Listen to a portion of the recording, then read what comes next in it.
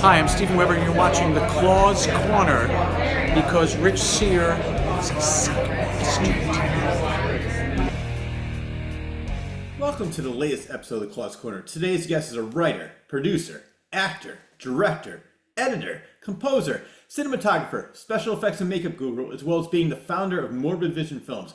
His movies include Sacrificial Birth, Final Scream, The Shifter, Dementia, Alex, Technocide, The Harvester, Reap of Evil, One for the Road, Soon to Be Dead, At Dawn They Sleep, Dead Girl on Film, Misty Monday, Mummy Raider, Bone Sickness, Kill Me Slowly, Fetus, Blood Pigs, Cryptic Plasm, Septic, and the upcoming Abysmal Purgatory.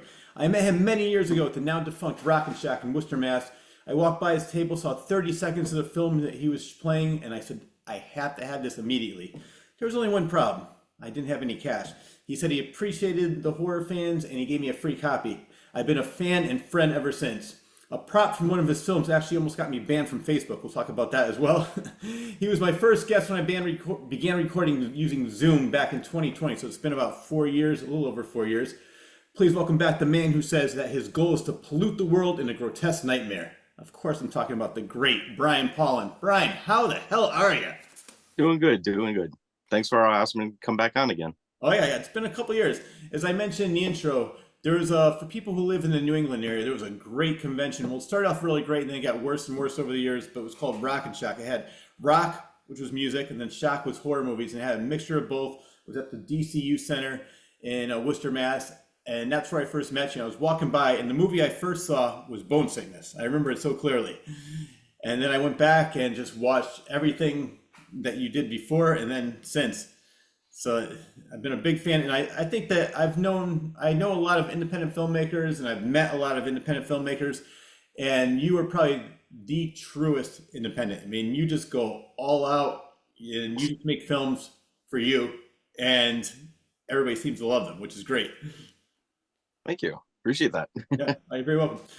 So the question I want to start before I want to ask you what you've been up to since the last 4 years, but what is cosmic horror? Basically, very much H.P. Lovecraft inspired. I guess the best way to, the whole fear of the unknown, things that are beyond our comprehension, and basically just shows us just how small and insignificant we are, even though we think we rule everything. That these things can just basically just destroy our minds, even some of them just by looking at them, because our brain is too insignificant to even comprehend what they are. Yeah. So you consider yourself a cosmic horror filmmaker? I finally realized a few years ago, I think, definitely over the last couple of years, that's what I prefer doing, because all my stuff is supernatural based. Yeah.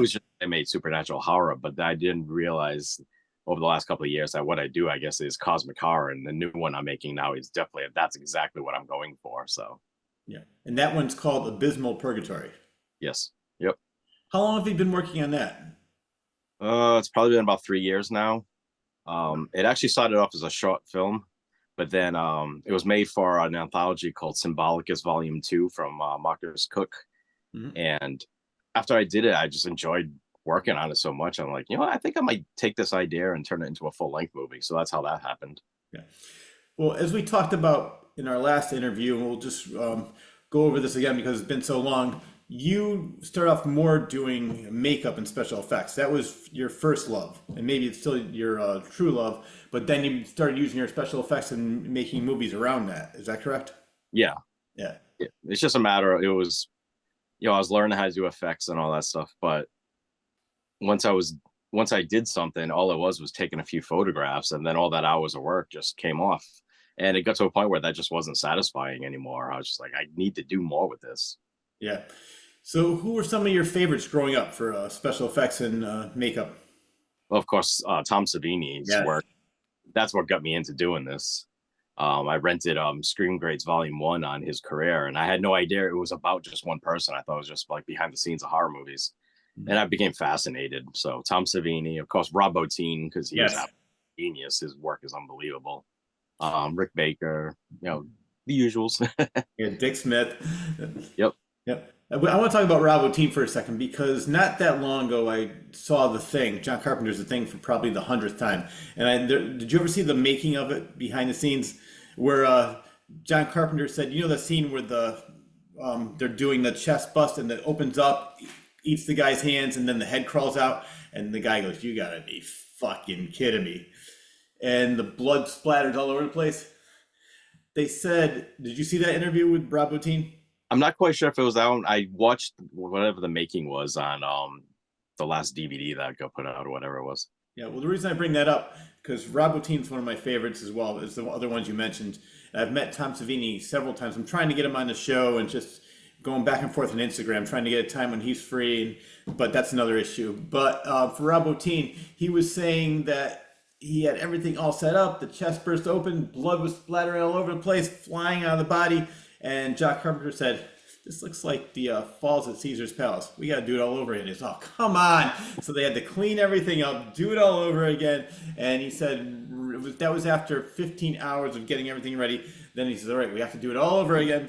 But it definitely paid off because unfortunately, as you know, the movie, when it came out, it was critically panned. It was the same year as E.T. Did not get the credit it deserves, but now it's a cult classic. People love it, which I'm so glad it took many, many years for people to say. I mean, I think true fans like you and I liked it from the very. I remember the first time I saw it, I said, "This movie is phenomenal." I was 14 years old. I loved it, and I liked E.T. as well. So I don't know why people couldn't discern the two. You could have good alien versus bad alien. It doesn't have to be. It's like Rolling Stones versus Beatles. You can put both bands. You don't have to pick just one.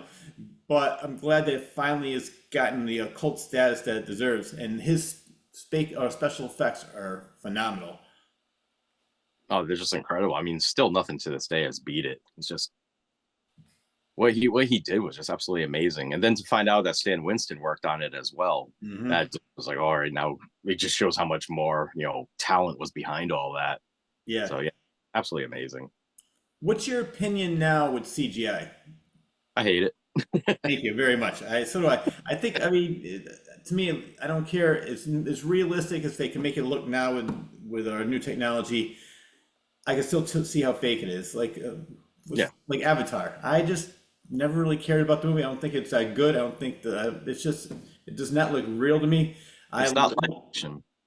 No, exactly. It's not. And I love old school. Like, I'll give an example. Tom Savini doing Maniac, the 1980 version. I love that one. William Lustig. That the special effects are they're raw, they're natural. There's no CGI. I mean, CGI didn't exist back in 1980, and I still love movies that use that. And as I mentioned before, you are definitely still one of them. And I've seen your older movies, but I see the special effects on your Facebook page, and they're just getting better and better. Thank you. An example of just CGI ruining movies is just last week, I think it was, finally sat down and tried to watch Furiosa. I hated it. Halfway through, turned it off. I'm like, I can't take any more of this. This is just a big cartoon. This is ridiculous. Thank you. And it was a bad, boring cartoon. I didn't walk out of the theater, but I just sort of dozed out. Like I didn't fall asleep. I just stopped watching it. I'm still glad to go to the theater to see that. I love the original Mad Max, and I just said, well, I wasn't that big of a fan of the remake, but my girlfriend wanted to see that one. I said, all right, let me check it out with her. She loved it. I just thought it, like you said, it was one long, boring chase scene that was like a bad cartoon that would not end. It was just on a continuous loop. It's like, so bad. Yeah. And that's why I think for me, one of the first movies where CGI started to ruin movies was the original Twister. Because for me, when they said, "Oh wait, there's a Twister. Oh wait, there's a bigger one. Oh, there's a bigger one." To me, there was really no plot to it. It was just like, let's see how many Twisters we can show and how great special effects look. And then it just got worse and worse. Let's see how many explosions we can have in a movie. And Gene Siskel said something a long time ago when they used to have the Siskel and Ebert movies. He said that one of the last good movies was made in the 70s because back then you had to rely on character development. They didn't rely on all the CGIs that they do now. And it's so true. Yeah, it takes you right out of a movie too, especially in horror. Yeah. CGI blood, forget it. It's just, there's no excuse for that. And it just, pisses me off when I'm watching a movie and just like, you can't even get real rain anymore. Like they can't just hold a a hose up in the air and let water fall in front of the camera.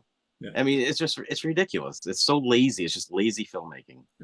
And for me, I think it's probably more difficult for the actors too, because they have no idea what they're acting with. They're like, all right, there's gonna be a monster right behind you. Just act scared instead of like having the CG or the real special effects, and they can act off of that. Yeah. It's lazy, and to me, it's just more. It's more work for the actor trying to portray what feeling that the director wants them to portray. It's just I am so glad that you said that, because I'm not a fan of it. Another thing that I know you're not a fan of, and I saw this on your Facebook and I had to write it down because I am so 100% agreeing with you. The only kind of artist that uses AI is a con artist. What's pissing me off with that is, I'll admit, when it first started, videos started showing up on Instagram, I was enjoying it because I'm like, oh, this is cool. It's interesting to see creations that go beyond what, maybe what we think of or whatever. But when it started to really annoy me is when I started noticing, like, on Instagram, I don't know what I'm doing. I guess I have to pay to boost everything, which I'm not doing. So I'm getting like no views, no, like just a couple of hundred likes. But then I see these AI ones, they're getting like 10,000, 20,000. I'm like, what the hell? And then there was a guy that I was following. I can't remember his name exactly, but he was creating some, well, not he, like whatever program he was using was creating some really interesting stuff. It was all visions of hell. That's what the first exposure I had, so I was enjoying that. Mm-hmm. And then he got hired to make a music video, and that pissed me off because I'm like, this guy isn't doing anything. Yep. He's typing in prompts. Okay, he knows how to edit, but everything that band just hired him to do, there was no artistic talent there at all. And that's when I started seeing why everyone was getting so angry about AI or whatever. And then I started seeing more and more. I'm like, screw this. This is stupid. And actually, my first point was on Instagram, it's constantly people making videos. Oh yeah, granted, some of it looks very realistic, but all they're doing is trying to fool people into thinking stuff is real. I know. All like makeup artists, CGI artists, they're trying to make it look as real as possible, but they let everyone know right off the bat, it's an effect. Mm-hmm. We're doing special effects. We're doing illusions to try to, see how realistic. These people are just trying to fool everyone and you go through the comments and you just see how badly dumbed down society's becoming. Oh. Because it's so many people going, is this real? Is this real? Is this real? And that's exactly what these people want. I'm going to give you two examples of that. And I think that's funny. You said that just very recently. Somebody I work with said, hey, they're coming out with a new Back to the Future. I said, no, they're not. No, I saw the trailer. I said, you saw an AI trailer. That is not real. They took different clips. They made it up. No. And she was so disappointed. Somebody said the same thing. I can't believe they're making another fucking Rambo. I said, they're not. What are you talking about? I saw it on YouTube. So yeah, people, do your research before you automatically assume that it's real. Like for me, I will, if I see a quote, if I see, like a perfect example was very recently, they had it and it was a satire, it was satirical, and it said that Stephen King was booted off of Twitter or X because he said that Elon Musk is Trump's new bride or something like that. And I said, let me look it up. And it came from a satirical site. I said, people just automatically see it and they think that it's real because, well, it's in print, it's got to be real. Now there's whole deep fakes, which is really scary because you can ruin people's lives with that. That deep fake stuff, that should be illegal. That stuff's dangerous. That could start World War III if the wrong person did something. Oh, exactly. I know. And that's really scary. I mean, not only if they're doing it with, like, say, presidential candidates, and then people say, oh, I can't believe they said this and did that. But like he said, that could start a World War III because then somebody who hates Trump or somebody who hates Kamala Harris could say, I can't believe she said that about Russia. I can't believe she said this. And they're going to... And the other thing, too, is like somebody who's not as famous and just trying to get through life like you and I, also they put something on Instagram or Facebook or YouTube, and like, wow, Rich is really, we can't have like Rich representing our company who's saying this. I'm like, I didn't say that at all, but you get somebody that doesn't like you, knows how to use that technology. Yeah, I agree with you. I think that should be banned. And I hate censorship at all. Like, I hate any kind of censorship. Oh, yeah. That's one thing I am definitely for because that is dangerous. And again, it's just people purposely manipulating people because unfortunately, a lot of everyone just automatically believes everything. Yep. I remember seeing something on Instagram saying 90% of everything you see on Instagram is fake. I know. And unfortunately, everyone's the opposite. I know. Well, the sad thing is most people, especially young kids, they get most of their news from TikTok. 99.999% of that is bullshit. So Yep. it's just yeah. So I agree with all of that. And I'm going to be interviewing him, but Hal Haven's his name. He was in Witchboard. He was in Night of the Demons, and Yep. we were talking about AI. And he said that because I was talking to him at the time when the actors and everybody was on strike, and he said it's just pathetic because I guess they were saying that AI can use your image without your consent. Their actors, they don't even really need to pay them anymore. And also the writers are so lazy, and not everyone. We're talking about like people that are using AI will just type in something, they get the first draft, and then they'll just touch up whatever the AI comes out with. So they're not even writing, they're just touching up what AI creates for them. And that's one of the reasons that they were striking, was it last year, I think it was, or 2 years ago? And they must have, I don't know exactly what the settlement was, but I heard that they came out with some kind of agreement. Oh yeah. Yeah, I'm not sure. I didn't hear what the outcome of that was. Yeah, I know. I think that AI can be used for good things but take it out of the arts, take it out of anything like that. It's just There's no reason for it, because the whole thing about art is you have to learn and develop your skills to be able to do something. Now you got these idiots that just type stuff in, oh, I'm an artist. No, you're not. No, exactly. Well, let's talk about you. Let's talk about your movies, because I saw recently, it's coming up, December 14th. What is the Gorehound double feature? Oh, yeah, it's taking place in Oregon, I think it is. They're playing Fetus, and they're playing another movie, another gore film. That the most I can say is it definitely heavily inspired the making of Fetus. Oh, so you already know what it is. Yeah, I know what it is, but it would definitely, put it this way, if it was around here, I'd definitely be going. Is it a movie that I would have heard of? Yeah, yeah. Okay. I mean, if you're into underground gore stuff. Yeah, which I am. I love that stuff. How'd you get involved with that? Did they They just contacted me. Wow. Yeah, you just messaged me on Instagram, and I was like, yeah, sure, go for it. That would be cool. So whoever's running this has your movie, and they said, I'm a big fan. Is it all right if we play this? Yep. Well, Yeah, most of the screenings, that's how most of the screenings come about, is people just will message me and say, hey, I would like to do this. We can do this. And I run movies every once in a while, and they'll just ask for one of them. I'm like, yeah, sure. Yeah. If I have to, like certain ones, like a couple of people want to do I Don't They Sleep, and Saturn's Core now owns the rights for it because they did the Blu-ray release. And I just tell them, yeah, I'm fine with it, but just you have to contact Saturn's Core and make sure it's okay with them. Oh, yeah.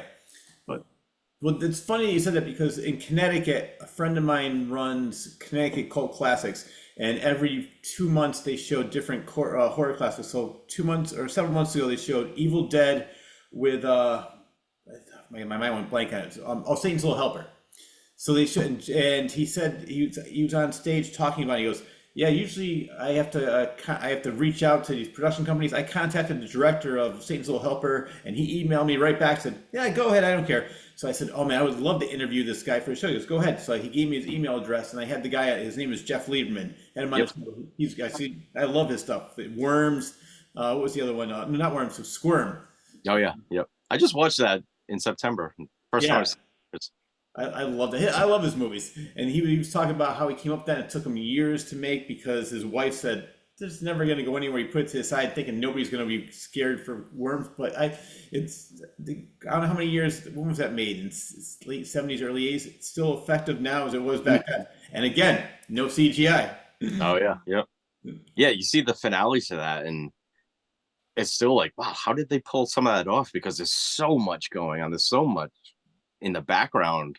It's like, what exactly did they use? That can't be all real worms, because that's just ridiculous amount. He told me, because I asked him that, he said that they used a lot of worms. They got them from Maine somewhere, but there were fake ones mixed in. So it was there was maybe like thousands and thousands, but then there's also fake ones too. So it was a mixture of both. But then that's a movie from like I can't remember exactly what, yeah, the late 70s, early 80s. And we're sitting here asking, how did they do that? Exactly. That's movie magic. Mm-hmm. Nowadays, it's just like they did it with a computer. Everyone knows how it's done. Yep. Yeah.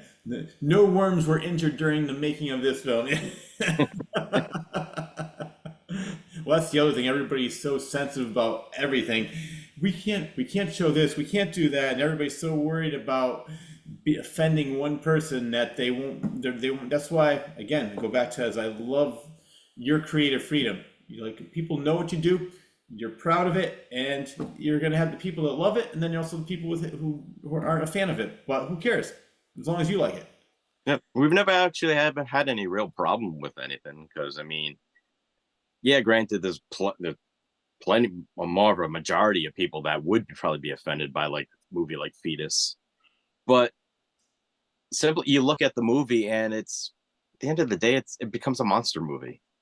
That's all. Yeah, we have some very harsh images, but again, it's all just fake. It's all just a movie. So we've never surprisingly never had any problems with like actual, censorship and just someone that wants, we never had a witch hunt against us, put it that way.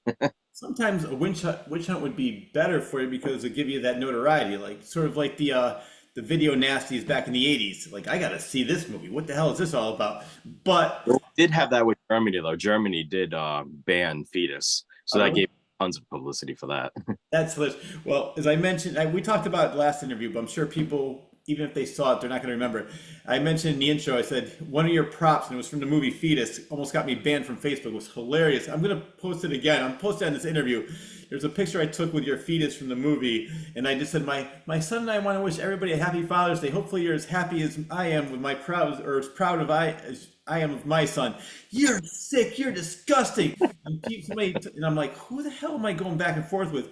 Found out it was one of my mother's friends who I have no idea who it was. Oh, really? And he contacted Facebook and had the post deleted. It was hilarious. I said, when I say, I mean, I have never been offended in my life. All I do is if I don't like something, either turn it off, scroll forward, look away. I don't really care. It's like nothing's going to offend me. If I don't like something, I'm not going to complain about it. Just like that's why I said before, I am completely against people hate censorship, or no, unless it's for something that they don't like. Like, I'm against censorship. I don't want anybody censoring me. Then they hear something. They shouldn't be saying that. Like, yes, they should. I remember that photo too. It was so obviously a prop. Exactly. It was funny. And that's why I loved it. And I people who know me know my sense of humor, and most people laugh. It's just these people, unfortunately or fortunately, I'm open to the public. So it's not private, just for friends. So anybody could see it. So the only people that didn't like it were people that have no clue who I am, and who gives a shit? It's like and I was, even if that was my son, I was very proud of him. And so you're actually talking about movies. I saw this recently because what made me think of this is that I met Mark Price from we played Skippy and Family Ties, but he was also in Trick or Treat. Yep. And I met him several times. I said, I got to have you on the show. And he says he's going to do it. I'm going back and forth trying to get him on the show. But very recently, one of your friends at the Somerville Theater played that movie.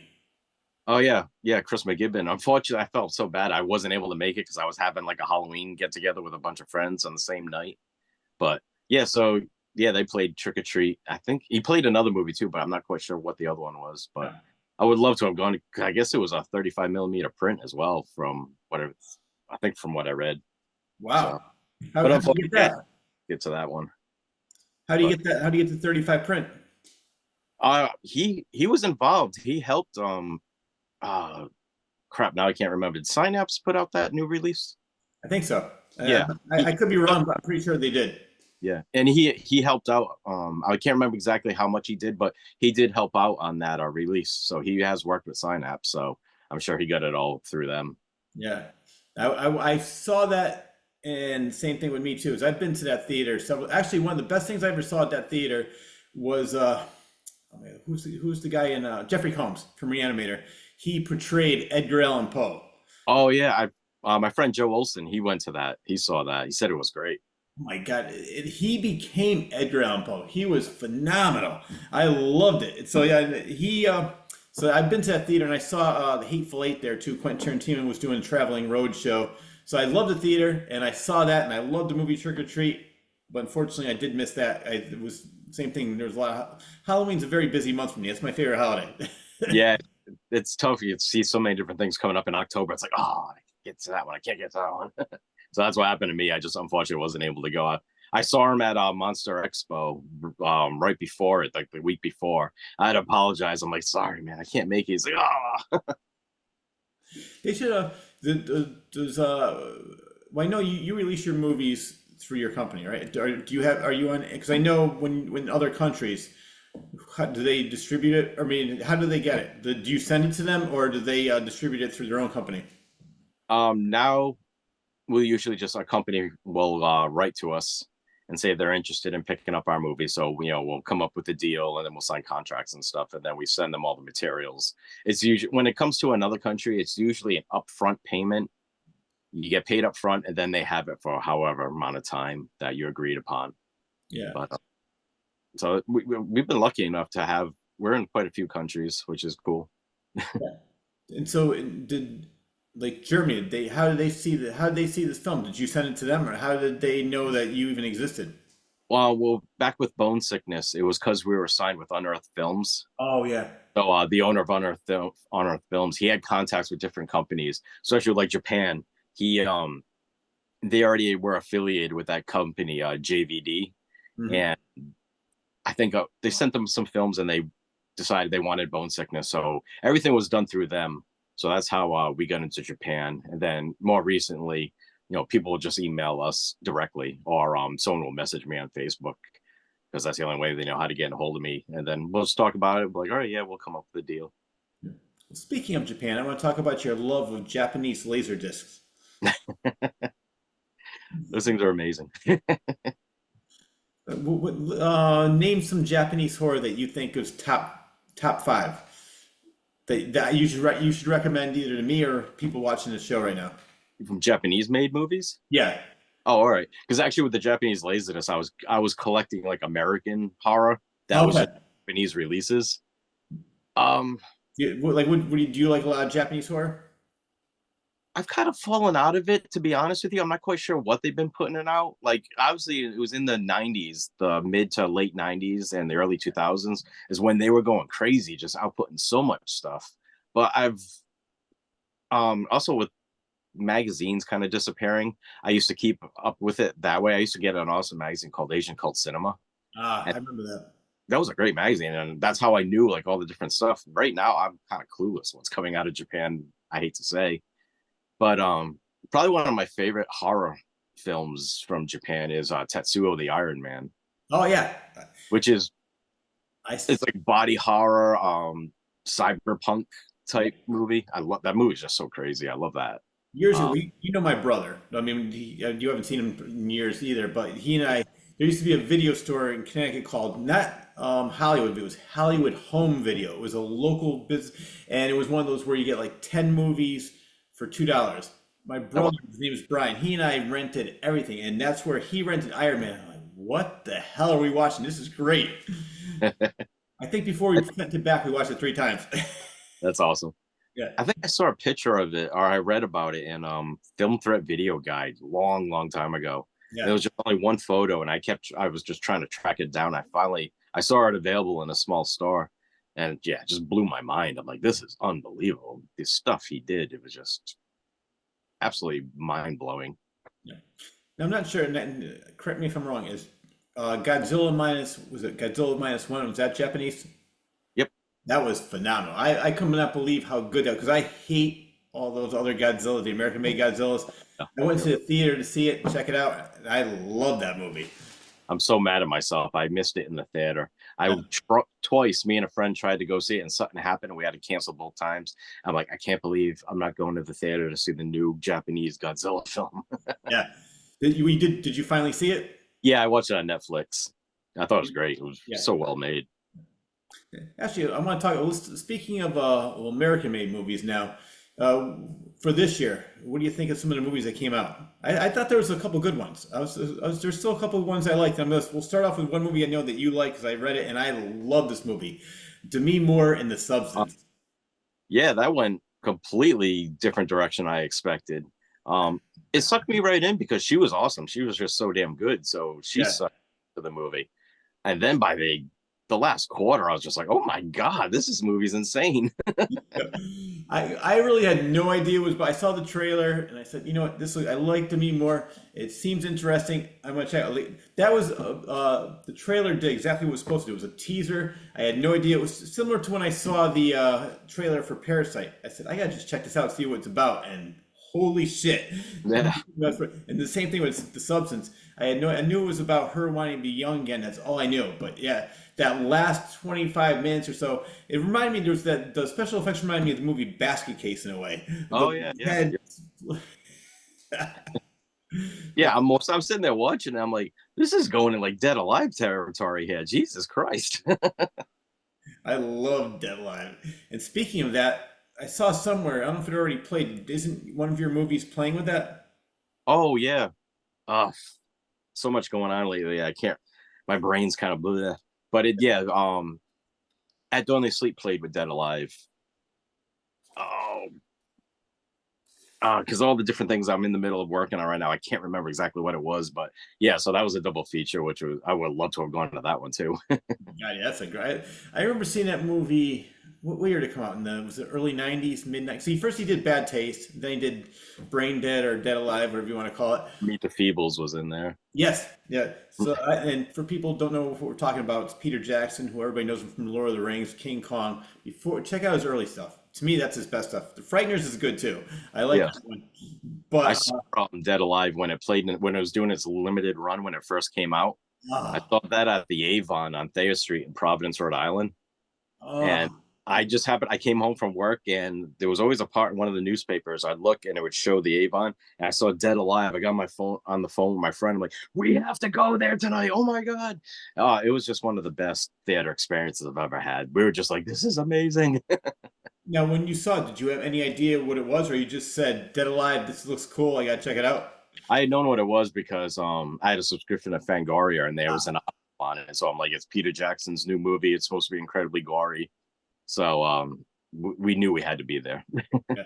And I love his sense of humor too. It's similar to like Sam Raimi with the second Evil Dead. Yeah. His humor and the little zombie baby and just him at the end with the lawnmower. It's such a great movie. People have not seen this movie, and for people who like the show, I'm sure they already saw it. But the ones who haven't, check it out immediately. It's hilarious. It's gory as hell, and it's just a lot of fun. It's still going to be one of the goriest movies ever made. And then I found out Dead Alive was cut. Yeah. Dead Alive's not even the full uncut version. I end up getting a hold of the European Brain Dead. It's called the Red Edition or whatever. And the lawnmower scene is even longer. Wow, I gotta get that. That one I don't have. I don't even know if I ever saw that one. I did hear they edited it, but I didn't realize that was available somewhere. Like I gotta check that out. I'm pretty sure if you put in a Brain Dead Red Edition on eBay or whatever, if it'll come up. I think I bought it off of eBay. I can't remember where I got it, but I think I got it from Europe, I think. Oh, all right. Another movie I liked a lot, and I was really surprised, was Late Night with the Devil. Oh yeah, that was a lot of fun. I enjoyed that one. Because I'm a huge fan of the 70s. So I love that. That was based in the 70s, but I just loved the way it was done. It was a talk show, but basically they let the talk show go and then they just kept filming like in between the commercials and what was going on behind the scenes. And it's a crazy movie. I had no idea where that was going. I ended up seeing that 3 times in a matter of 2 weeks. I saw it on my own.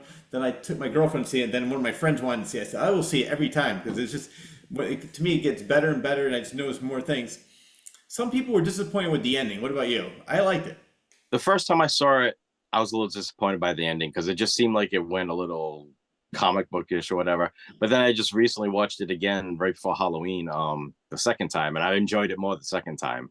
Yeah. I understood it a bit more too. I'm like, as I'm watching it the second time, I'm like, oh, I totally missed something in the storyline. I'm like, oh, all right, that makes more sense now.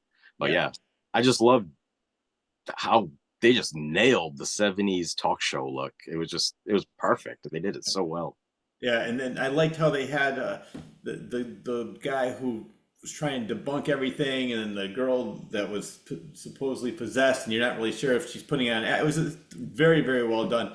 Another one that I love, and I want to talk about this because you have your little commentary on Terrifier, which I want to get into, Terrifier 3. But they did another movie. I interviewed the producer, Michael Levy, and Stream. I don't know if you saw that one. That is a phenomenal. I like that better than Terrifier. But it's Which done one? by Stream, it's called. It's I got, haven't seen that one.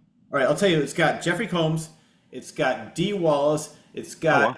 Daniel Roebuck, Tim Reed from WK, Danielle Harris.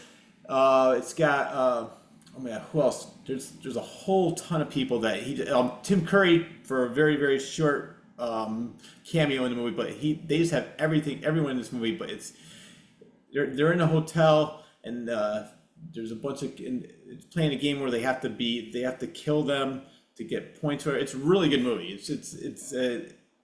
It's funny in a way. It's extremely gory, but it's very suspenseful too. Oh, cool. I'm definitely gonna have to check that out because I haven't even heard of that one.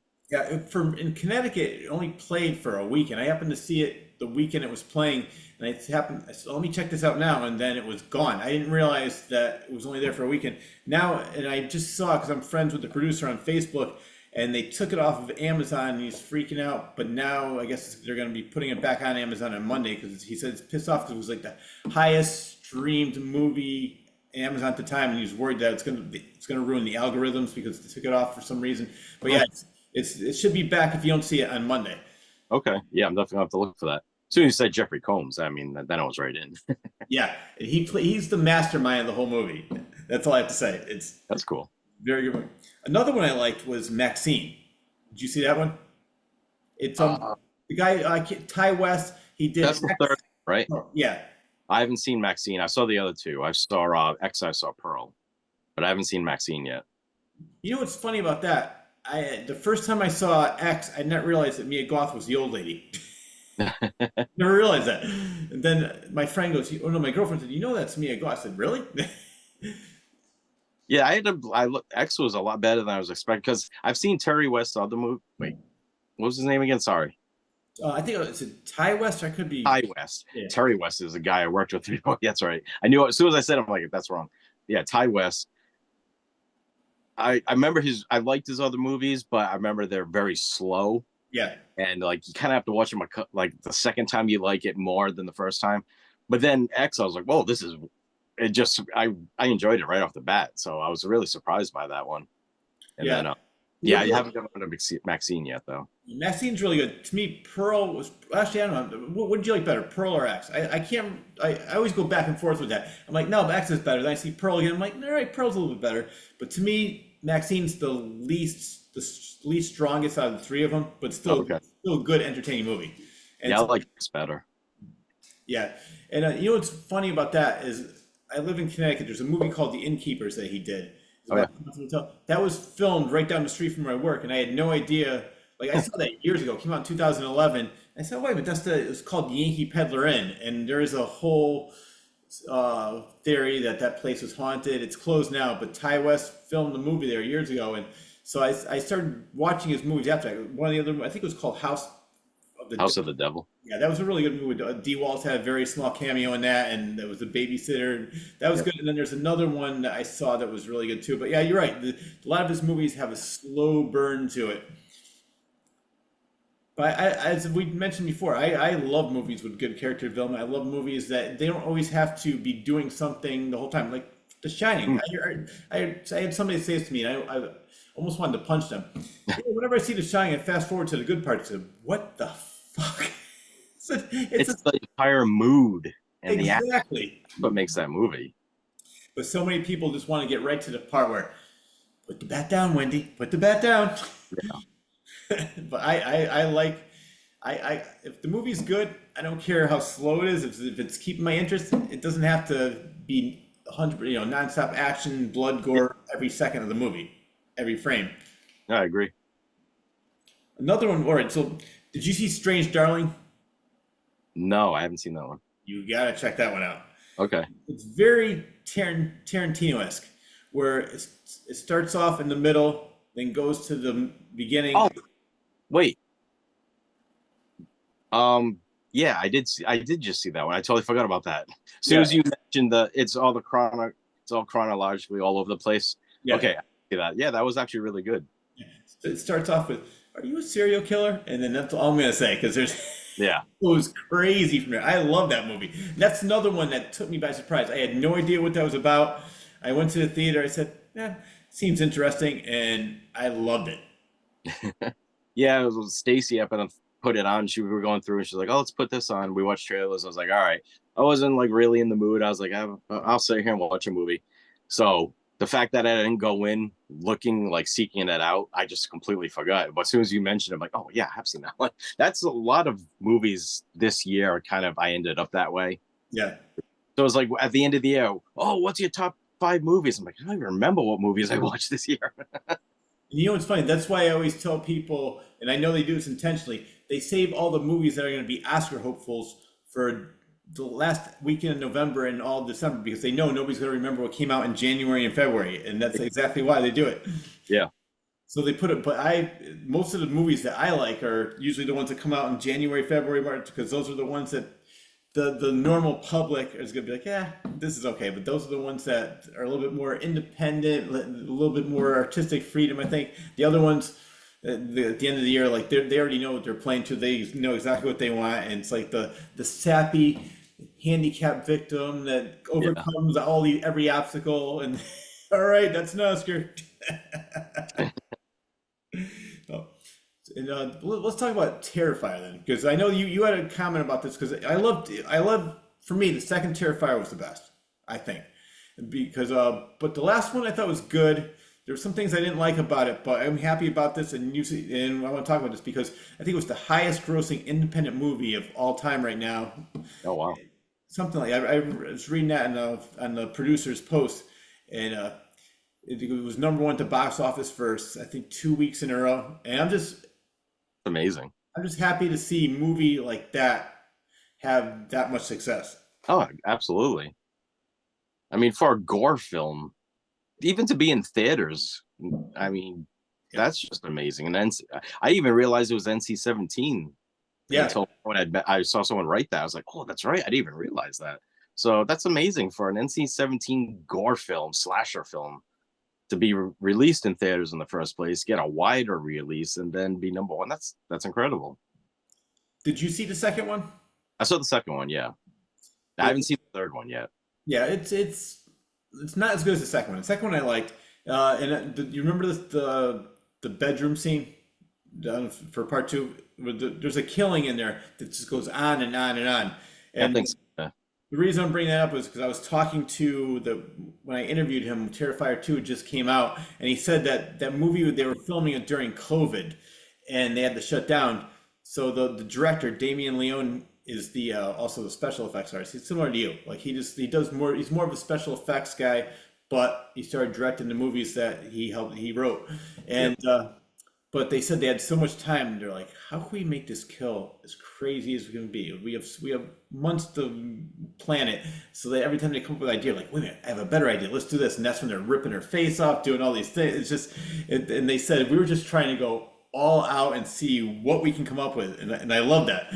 Yeah. Like it reminded me of the way you think. Yeah, that's kind of how we do it. Is well, also we don't have budgets and stuff, so we don't have time schedules.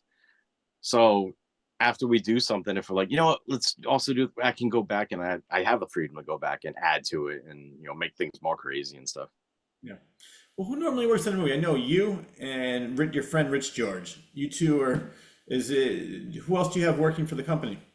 My ex-wife Stacy, we're still technically married, but we're separated. But she's the manager, Okay. so yeah, she handles all the sales and stuff. So whenever anyone's purchasing one of the DVDs, whatever, they're all dealing with her. She takes care of all that for me.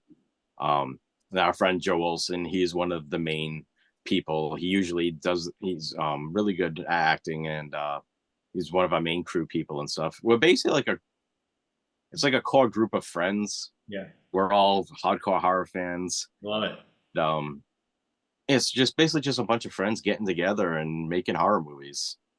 So it keeps it more fun. It doesn't feel like business. I don't want it to feel like, I want everyone, when we get together for filming, it's actually everyone getting together, have a good time celebrating horror, basically. Yeah. Um, obviously if we ever get a budget, then we'll have to be more strict and stuff. But we're still, we obviously treat it like a business. Once we're filming, we get everything done that we need to get done or whatever. But at the same time, we have a good time. And I like to have a small crew too. I don't want like a 12 person crew all hanging around and stuff, because then it takes so much longer to get everyone to be quiet when you say an action. You got people walking around all over the place. I don't like that. I like only having like 4 people there, outside of the actors, whoever the actor, how many actors you need. And do you use film or is it digital? It's all digital. Yeah. I've never had the opportunity to use film, unfortunately. I'd love to at least at some point in my life, but probably won't happen. But that's fine, because it's like when we started, it was just Rich and I just having fun with camcorders, VHS camcorders, and we're just running around the woods having fun. So we're still making movies almost the same exact way when we first started. It's just now it is a business, and it's on a more professional level, and people actually accept them as real movies. Well, it's funny, years ago, my brother and I had a camcorder. We would just film ourselves in the cemetery and then take the John Carpenter's Halloween theme and just put music to it, and it would turn we'd do like spooky scenes. But we never filmed. I don't know why we didn't do this, but when we were little, we used to just write these movies, which were hilarious because everything was killer. We had killer seaweed. We had a pond that my grandfather made. We'd invite the neighborhood kids over. They'd have to pay a quarter. They'd watch us throw seaweed at each other. It's got me. We'd be dying, and then I wrote Killer Grass. That was a favorite. Then so it's just then we wrote. When it was funny when Jaws came out, my brother wrote a movie called Shark. No influence there from Jaws. When Close Encounters came out, I wrote UFO. It's just what a coincidence. Spielberg must have been thinking the same thing I was thinking at the same time. But yeah. I loved doing things like that as a kid. I don't know why we didn't get into like what you're doing right now, because we've always been to movies. We always love it. We just never got into the making of it aspect, but we always loved just being a part of that. And it's funny because very recently I went to Super Mega Fest. It's in Natick, Mass. Yep. And this guy was he had a table with all these Michael Myers masks. I said, "Oh man, this is really cool." We started talking. He loves doing Halloween fan films. So he goes, "Man, you seem like a really cool guy. You want to be in one of my movies?" So I'm in one now. It's called American Halloween 3. It's only on YouTube, but I think right now it's got over 47,000 views. So it's doing well for that. And I had so much fun. I got to play this newscaster, and Michael Myers snaps my neck. That's cool. Yeah, so it was fun. I'd love to be a part of these movies. It's just like you said. It's just a bunch of friends just getting like this movie was. We only had 3 or 4 people. We just got together. We were all just like, "All right, Rich, let's do this. Let's try it. Let's see if this works. All right, no, let's do this instead." And it was fun. And it came out really well. Yeah, just something about it. The storytelling really got me hooked. And once you finally have a finished copy and that you can show to friends, it's just such a cool, gratifying feeling. It's what kept me going. And I just kept it going all the years and just got bigger and bigger. And when you first started putting these movies out, how'd you get them onto DVD? Through distributors. Okay. Our first ones were released on VHS. There was still VHS then. Yeah. Soon to be Dead, which they changed the name to Kill Me Slowly. Mm-hmm. But now we sell DVD-Rs of it, and it's back to the original title, Soon to be Dead. Yeah, I saw an ad in their magazine. It was Alternative Cinema Magazine, and it said, "Send us your movies." So I sent them that, and they liked it enough that they picked it up. Wow. So at the beginning, it was always through distributors. Soon to be Dead, At Dawn They Sleep, Dead Girl on Film. All of those were through distributors. And then when we finally made Bone Sickness, it had gotten to the point where it became better knowledge about where to get DVDs made and stuff. So Stacy convinced me. She's like, "Let's do it ourselves." She goes, "I've been seeing you getting ripped off by distributors and stuff. Let's sell it ourselves." I was like, "Okay, let's go for it." So yeah. This was the first one where we found a place to have our DVDs made, and then we sold it ourselves. It wasn't Bone Sickness the one you said during the video age? I miss video stores. I loved going there, just hours going through it, trying to. And like one day you walked in there in Hollywood Video, you said, "Wait, what's Bone Sickness doing here?" Well, actually, no, we knew it was going to be out because Films had told us that Hollywood Video had picked it up. So he gave me the date, let me know when it was coming out. I'm like, we got to go to Hollywood Video, see if it's actually there. I was looking to see like just one copy. There was 6 copies on the shelf. I was like, oh my God. Wow. Blew my mind. It was such a weird feeling. That's why I always liked Hollywood Video better than I like because Blockbuster was too family friendly for me. They were just more to the everyday. But Hollywood Video, you go into different sections like, well, what the hell is this? I mean, I've seen so many movies.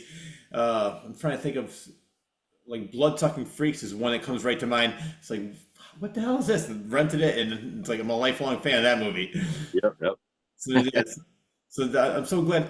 And speaking of movies, or your movies, I mentioned in the beginning, you pretty much do everything. Cinematographer, editor, you're also a composer.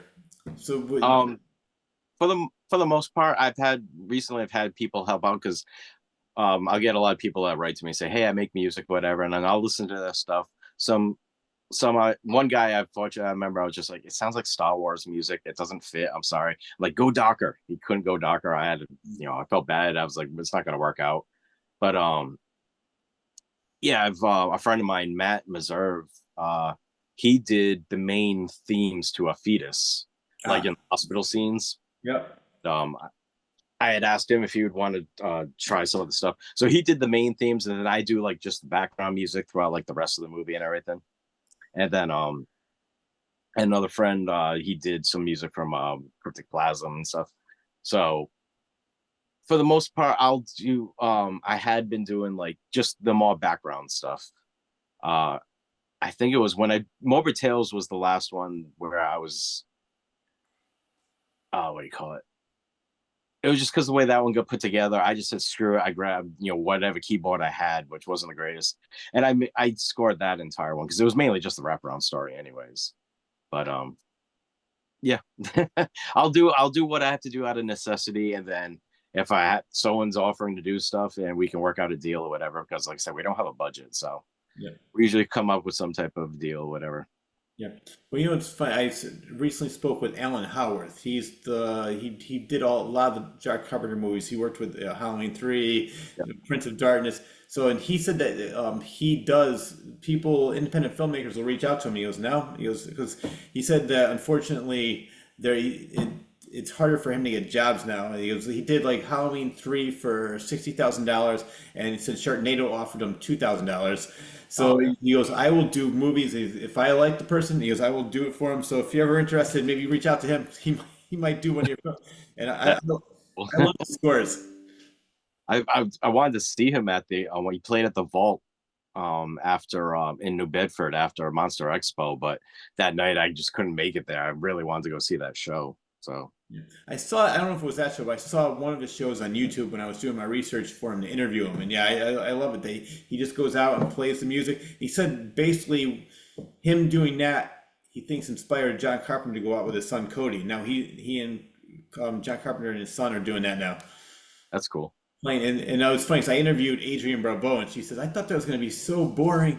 Why do I want to see him play the music? And then she goes, I loved it because they showed the clips in the back of him, and I saw that on YouTube too. So I'm glad that composers like that are doing things like live shows, because there's a lot of people that would love to see that. I saw Goblin last October at the Somerville Theater, and that was amazing. I missed it. I almost didn't go because I was sick right before it, but my friend Joe, he's like, no, let's go. We got to go. I'm so glad he talked me into it because that was one of the best shows I've ever seen. It was because it was Demons. They were showing Demons and they were playing the score live to it. Wow. Didn't expect was him to do like a best of for like another 45 minutes to an hour afterwards. So it was just I had chills almost the whole night. I'm like, this is unbelievable. Because the last thing I ever expected was, in 2023, well, watching Demons in a nice theater. Yeah. But also to be watching Goblin playing the theme to Phenomena or whatever in 2023. And I'm just sitting there. I got chills. I'm like, I can't believe I'm watching the actual composers play the music that I was watching as a teenager. Never think think I'm the only one in the country watching this stuff. I know. I think I have to get on the Somerville Theater mailing list because I miss so many shows. I heard about that afterwards because I went to a paranormal convention and one of the people there told me about that. I said, "Fuck, I would have loved Yeah. to have seen that." So I missed that one. I love Goblin. I love the music they do, and I love the movie. I love Demons as well. That's Oh such yeah. a great movie. Do you ever go to the Coolidge Theater in No, Cambridge? no, where is that? It's in Cambridge, Mass. It's about an hour from me, so I mean, if you're in Connecticut, it's a bit of a hike. Not 2 hours. But That's Goblin nothing. is playing, I think, December 5th. It's either December 5th or December 7th, something like that. What's it called? Coolidge Theater. I'm writing it down right now. Coolidge Theater. All right, I gotta check And it he's out. it's like, I think it's called like, it's like a best of type tour or something. Ah, So because he's not doing, I don't think he's not playing through a full movie, but it's a concert of just all the best Goblin stuff. that'd be good enough for me. But yeah, if you can make it, go, because that show was just absolutely incredible. Yeah, all right, I gotta check that out afterwards because I love their music and I would love to see it live.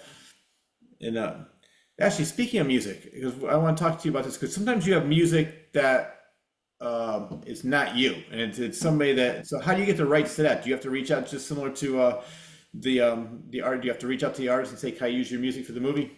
Yeah, like at Dawn They Sleep, I've got a few black metal bands in there, and it was two different record companies.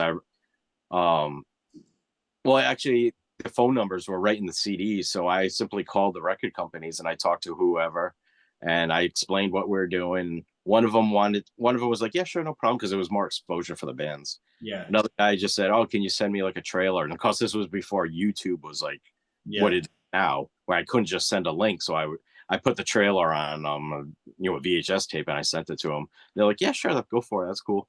So that's basically, I just went through the record companies. But I don't do it so much now because just in case, like, I was worried about the release of At Dawn They Sleep. I'm like, these were agreements I had with these record companies. I hope it's still gonna stand and everything's gonna be okay. But there's been no problem with it. But also the thing is, when you're using like basically still underground bands, even like the biggest black metal stuff is still in America is still like an underground band basically. So everyone's usually just cool with it. Yeah, I'm sure for the most part, like you said, they want they won't mind the publicity but yeah, I know there's some things I've heard where they had to take it out because they lost the rights to it or something like that. And the example, I think the movie, actually the play, Rock of Ages, couldn't use Def Leppard's song Rock of Ages because they had the Oh, rights to it, but then the movie had the rights to it and they can use it there, which was kind of funny. what was interesting at the Goblin concert is one of my favorite scenes in the movie is the motorcycle chase in the middle of the theater to Accept's Fast as a Shark. Yeah, yeah. They didn't play it. Really? Instead they used the Iron Maiden music from Flash of the Blade, and they were playing that. I'm like, oh, I wonder if they couldn't get the rights to Fast as a Shark. Yeah, Fast as a Shark. I was so disappointed. I'm like, no. Ah, yeah, that's disappointing. I bet you that probably was the reason. Speaking of Iron Maiden, you and I are in agreement too. I love Paul Diano. I thought he was one of the best vocalists. I love Killers. I love Iron Maiden. I like Bruce Dickinson. I love Peace of Mind. I like Power Slave. But I sort of gave up on them after I sort of like got bored with them. But I Same, was same here. because Paul Diano died recently, unfortunately, but I love those first couple albums. Yeah, Killer. I love Killers. I remember I heard um I have an older cousin, and he basically got me into all the metal bands that I listened to when I was a kid. But I happened to go over there. He's like, he showed me the cover of Killers. I was like, whoa, what is this? He goes, you gotta listen to this band. I just loved it. I remember the song Killers came on. I was like, this is awesome. Yeah, the Murders in the Rue Morgue, Running Free. I'm trying to think of I mean, some of those might have been off the first album too, but Running Free was off the first album. yeah, Yeah. yeah. But it's just after when he died, it sort of brought back. I haven't listened to this in a while, and I just started listening to all the first couple albums, like up until Made in Japan. No, yeah, I made Japan. Yeah, I was so happy a few years ago. I finally got a hold of that was I don't even remember doing it. I sold my entire vinyl collection like when I was younger and everything, all my Iron Maiden ones Yeah. for some reason. I'm like, I should have kept Made in Japan, but then I finally got it again in a record store, and I was just like, oh yes. Oh, good. Yeah, I have it somewhere. I don't even know where it is. I don't have a record player I can play it, but I don't want to lose that stuff because Mm. I that's why it's you and I think you and I are somewhat close in age. So we grew up in the age where there was record stores, there was video stores, and Oh yeah. now everything you can stream it. It's just not the same to me. That's all disposable. That's why people don't appreciate stuff, I Yeah, think. I mean, for me, I'll obviously I fell out of vinyl for a long time because all of a sudden CDs came out and records just weren't a thing anymore. But I always kept, luckily, I kept most of my original collection. And I remember there was time someone gave me an old record player. I was like, oh, cool. yeah, But it just sat there for like a year and a half. I'm like, one day I was like, I'm gonna set this thing up because I grabbed my albums out of where a box I had them stored in the garage, and I'm flipping through them. It was so cool to flip through them again because it's like so much to look at. yeah. And one of my favorite bands is Bathory. Oh yeah. Pulled out Bathory's The Return, and I hooked up the record player. I put it on. I played it, and I forgot how unbelievably fucking heavy the album was. It was vibrating my floor, and I was chills. I'm like, oh my god, I forgot what this was like. And right from there, I was hooked again, all on vinyl, all of because I put my old Bathory album on. I'm like, this is unbelievable. Oh yeah. It's a whole experience all over again. Well, I think it's funny because first albums were really popular. When CDs came out, as you said, albums became somewhat obsolete. It was cassettes, then CDs. Yeah. But now it's just the opposite. Now a CD costs $5 and an album is $25. It's just the opposite. Actually, $25 is a good price. Unfortunately, a lot of albums they're up cost of. That's the only thing I don't like is a lot of them are up to around $40. Wow. I just don't understand why they have to be so expensive. But I'm addicted to. I couldn't believe it. I just got an album in from Amazon, and the weirdest thing about it is it was a Kiss bootleg. And I'm like, well, I guess that's the advantage of Kiss selling off their whole discography because now this bootleg's available on Amazon. It's a live show from 1977. Great packaging. I'm like, this is so cool. I can't believe this was on Amazon. That's funny. I want to go back to something because this reminded me of something. You said that there was a phone number for somebody. You just reached out to the guy and got permission. I was talking to a friend of mine, and he said years ago, King Diamond used to have his number on one of the Merciful Fates albums. It might have been Fatal Portrait.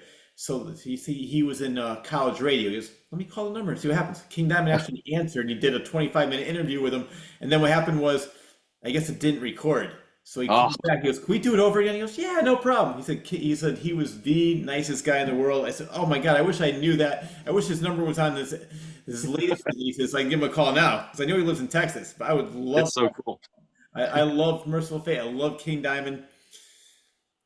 And what I loved, because very recently, as I said, I follow you on Facebook, you were in some kind of store and they were playing Merciful Fate. Like, this is great. Yeah, Party City. I went into Party City to look at Halloween stuff. And at first, when I was in there, they were playing the opening theme to Bram Stoker's Dracula. I'm like, oh, that's cool. I recognized it right away because I love that movie. And then all of a sudden, I'm like, this sounds very familiar. What the hell is this? I hear, I'm like, they're playing Merciful Fate. What the hell? I love it. What do you like better? Do you like the King Diamond or Merciful Fate? Do you have a favorite? I guess I would have to say King Diamond just because I love the album Abigail. Yes. The album is just so damn good. I just sit there. I saw him on the Abigail tour. It was just so cool to watch him play that whole album live. I saw him twice. Well, he did it in 1987. That's when that came out. And then he did it again. I don't know what year. I saw that when he did maybe it was some kind of anniversary. I saw him do that tour again. I love that album. Yeah, that was like what, 5 years ago or something like that. Yeah. I saw him up in Boston. It was excellent. But I also love like Don't Break the Oath from Merciful Fate. I love that album. So it's pretty much even, but King Diamond just inches out just because of Abigail. Yeah. But you know what's funny too is Abigail was my all-time favorite, but Abigail 2 was really good too. I was surprised at how good that album was. They had some good songs in that. And what I love about him too is when he started writing his King Diamond, it was more stories. And Abigail would make a phenomenal movie. I would love to see that in the theaters. That whole story is great. I remember when he was promoting that when it first came out. I remember reading an interview in a magazine. He was saying how he was trying to sell the rights. He was trying to get someone to produce a movie for it. He wanted a movie made. But maybe, hopefully, he'll still get it done at some point. Yeah, I don't know why, Matt. That thing, I mean, compared to the stuff that's out there right now, this would be a great movie. I mean, it's got a great plot. There's so many twists, and that's why I love his music. Just because he's got such a unique voice, and it's either you hate it or love it. I love it. but it's just he's got so many great musicians playing with him, and it's it's just and he puts on a great stage show as well. I love when he brings out Grandma and Oh, the stage show is unbelievable. yeah. It's so damn cool looking. I remember I saw them at I didn't realize it was a festival. It was the Mayhem Festival. A friend of mine had gotten tickets. He goes, "Hey, you want to come or whatever?" I'm like, "Yeah, sure." He goes, "Slayer and King Diamond are playing." I thought I was just going to a Slayer and King Diamond show. I didn't realize it was the Mayhem Festival. Oh, man. So I'm at the Xfinity Center, and it's a mainstream place, and I'm like, "Oh wow, I can't believe King Diamond and Slayer are playing here." And I'm watching King Diamond's set, and he's got the huge inverted crosses and the Baphomet. I'm like, it looks like I'm in this mainstream place, but it looks like we're at a satanic ritual. I'm like, this is so cool.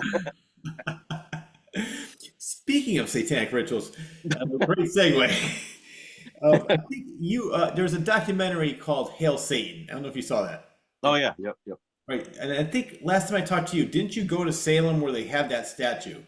Because the whole documentary is all about where they're trying to, because they were saying, if you have the Ten Commandments in court or anywhere, why can't you have this statue? And they're trying to get it. And it's a great documentary. And I love the fact that these people are so, like what they believe in, their tenets, whatever their Ten Commandments are so much better than the real Ten Commandments, I think. Yep. That they're actually really good people, and people are like, oh my God, they're Satanists. If you actually listen to who they are and what they're all about, I think, and that was a great documentary. But I remember talking to you about that because I wanted to go to Salem, or no, I went to Salem. I wanted to go see that, but by the time I realized, I thought about it, I'm like, shit, it's after 5, so it was. I think wherever it was closed. I couldn't get in there. And the Satanic Temple, they have their seasonal hours, so you actually have to go on the website and see when, because I think during a portion of the summer they're closed. It's not even open. Okay. So, and it's the Satanic Temple, but it's also the Salem Art Museum. Mm-hmm. So they kind of meld the two together.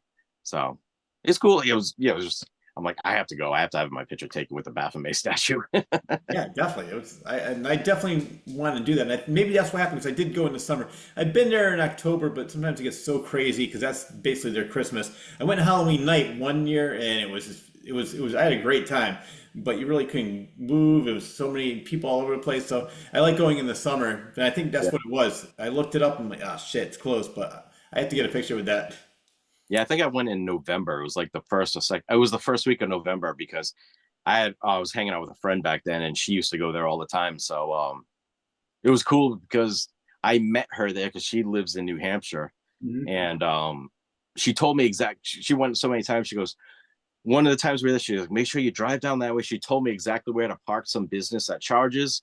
Yep. But I drove. It took forever to get there because the traffic was insane. But I drove right through the center of Salem. Went to it, went over the bridge, over the little harbor thing, went to that company, boom, parked, no problem. Like everyone says, don't even bother trying to get to Salem. I go, I got right in. Love it. She told me exactly where to go. I definitely have to check that. Now I'm trying to remember. Are they related with Anton LaVey in any way? The Satanic Temple, whatever. No, They're completely different, right? completely different from. Honestly, the Satanic Temple is more of a political party. Yeah. I think they basically just use Satanism as a shock value. Mm-hmm. It gets people's attention. It pisses off the right people they want to piss off. Yeah. But the thing is, what the stuff they're doing is actually, it's all just human rights stuff, basic human rights stuff that I won't get into it because I don't want to. I don't want to bring a bunch of negative stuff. People. I always try to separate my black metal background from my horror background. Sometimes when I'm promoting horror, because I don't want to alienate certain people or whatever. Yeah. Because I would say all my, people that watch my movies, they're from all backgrounds. I have no problem with that at all. Yeah, exactly. It's the people in charge of different organizations. The Satanic Temple they're actually the good guys fighting for people's rights. Yeah. So the Church of Satan, Anton LaVey, they say it right in Scream Greats Volume 2, Satanism and Witchcraft. There's a woman on it, and she goes, he's a showman.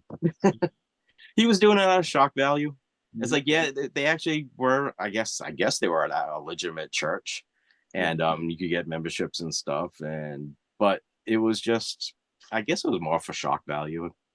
That's what I thought years ago. I think it might have been in the '80s. He had a documentary out all about him, and you could just tell it's like guy is just all about show and getting attention. And I agree with you with the other part because that's why I said they're actually really good people. People just say like, "Oh my God, satanic church." They're like, no, actually do your research and find out who they are because. And the funniest was who's those people that was it? Is it Phelps or something? The whole family that was Oh, they were boycotting. So in the documentary, they're doing all these things on her grave just because they're saying like this guy is a jerk and what they believe in is completely against what we believe in. They were just fighting for people's rights and yeah, it's great. I love what they are about or what they're fighting for. it was funny. After watching that documentary, there was one point where they're standing like on the steps of someone's state house or something, and they all had the black and white flags, Yeah. and they were saying it was an anti-Christian America flags. And I'm like, oh, that's so cool. And then a couple of weeks later, I get a package in the mail, and Stacy's like, open that up. I'm like, it was one of the flags. She ordered it from their website. I'm like, oh my God, no way. Oh, I And love hung it that. up in the backyard. But the problem is, it's still hanging in my backyard, but it's kind of rolled up. I think because of a storm, or because I was filming back there and I had to like hide it, so I put it on a black fabric. But that was like 2018 or something. Once 2020 hit, and then all the political stuff, and then they came Oh, out with the back the blue flags, yeah. and we had a cookout. I remember we had a bunch of friends over, and someone saw it like, oh, you got the back the blue flag. I'm like, no, that's not what that is. And no problem. I have no problem with that. Yeah, I know what But you. we explain it lost the joke, Hmm. the irony of it, everything else got ruined once those other flags came out. So I'm like, this thing is kind of pointless now. It was funny. Like somebody made a joke for the other party saying Trump ruined red hats for everybody. Yeah, basically, yeah. Anytime you see a red hat, like, oh, come on. And you're like, oh, that's Oh, that's a something. Budweiser hat. Sorry. Yeah, exactly. And I've seen so many people do that. Like, oh, oh, never mind. They're ready to get mad. And, you're also, with getting back into music, you are a musician as well. You mentioned you do compose some music, but do you have a band? Yeah, I have it's a one-man project. It's called Syoth, Syoth. I gotta check that Um, out. I have my first. I put out demos.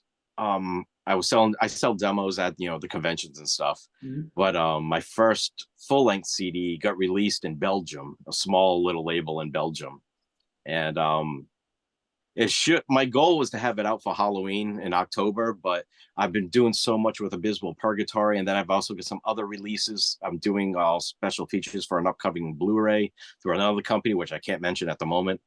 But it all kind of pushed my CD back. Yep. So I'm like, I gotta get on the computer because all I have to do is I have to come up with the CD artwork and all that. So, and we're gonna self-distribute. I'm gonna self-distribute the Psyops first full length CD on our website, on eBay. Not on our website. We don't have our website anymore. Sorry, but on eBay, I'm gonna sell it, myself, and I'll open up a band camp and all that. But yeah, so it's just me. Mainly, I had to teach myself how to play drums years ago because I couldn't find a drummer who could play fast enough. Because I prefer like Marduk type speed. Yep. So it took me a long time, but I finally got it to where I'm happy with it. And so yeah, it's just me playing everything. But So you see, hopefully within the next few months, the first Syoth CD will be released in the U.S. yeah, wow, I cannot wait for that. Please put a signed copy away from me right now because I want. So I already know. I personally know the kind of music you like, and people who are watching this can see that Bathory, which you mentioned. So I'm guessing it's in that black metal vein of music. Oh yeah, definitely. It's very raw. Uh, Lots of riffs. I'm very riff based, but at the same time, I would say 75% blast beats throughout the music.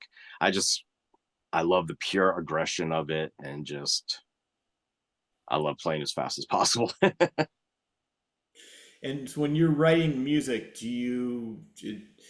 Like how do you come? Does it come just naturally to you and you start playing like, all right, this sounds pretty good, or do you actually think about it and try to like, let me get this and let me put this together, and is it just more improv and you work it out? Yeah, basically, because sometimes there's been even times where a riff will come in my head, so I'll keep playing. I'll do it in my head all day long, and then I'll go home and I'll play it on the guitar. I'm like, never mind. That would once you actually hear it come out on the guitar, it's like, that's boring.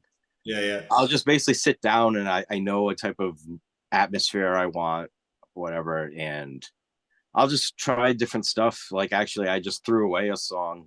I completed a song, and then it wasn't memorable enough because I forgot one of the riffs and I forgot how the second half of the song went, and I'm like, you know what? Obviously, this song wasn't meant to be because I'm playing it, I'm not getting anything out of it, and I forgot part of it, so I just threw that away.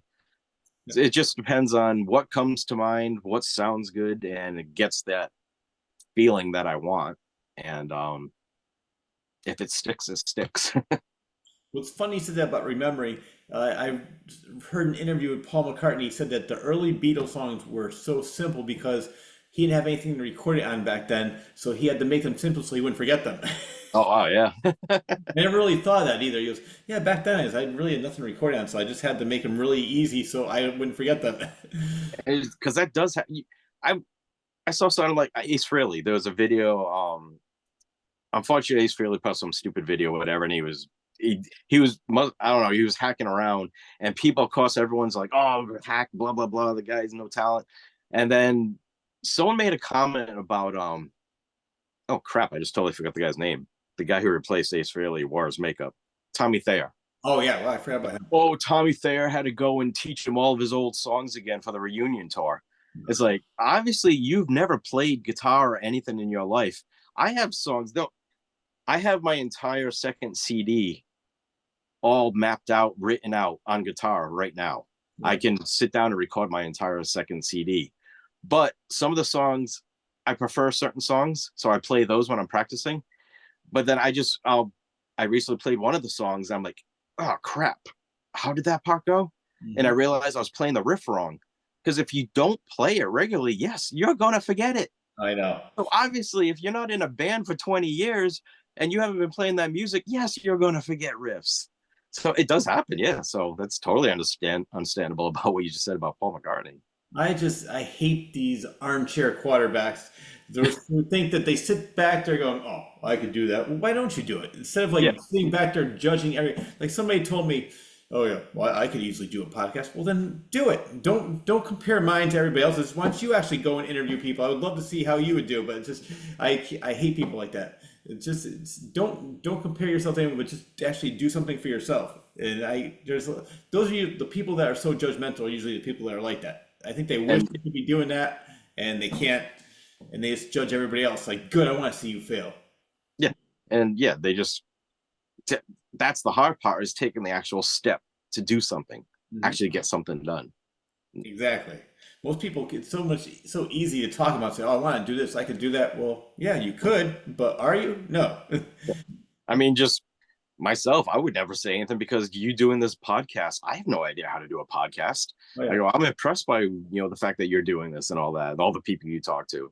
Yeah. So yeah.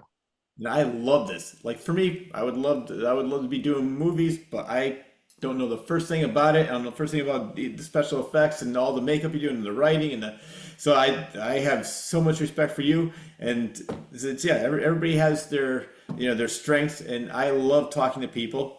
And then I've met so many interesting people and had a chance to have them on the show, and so I learned so much. And that's, I think, my favorite part about doing the show.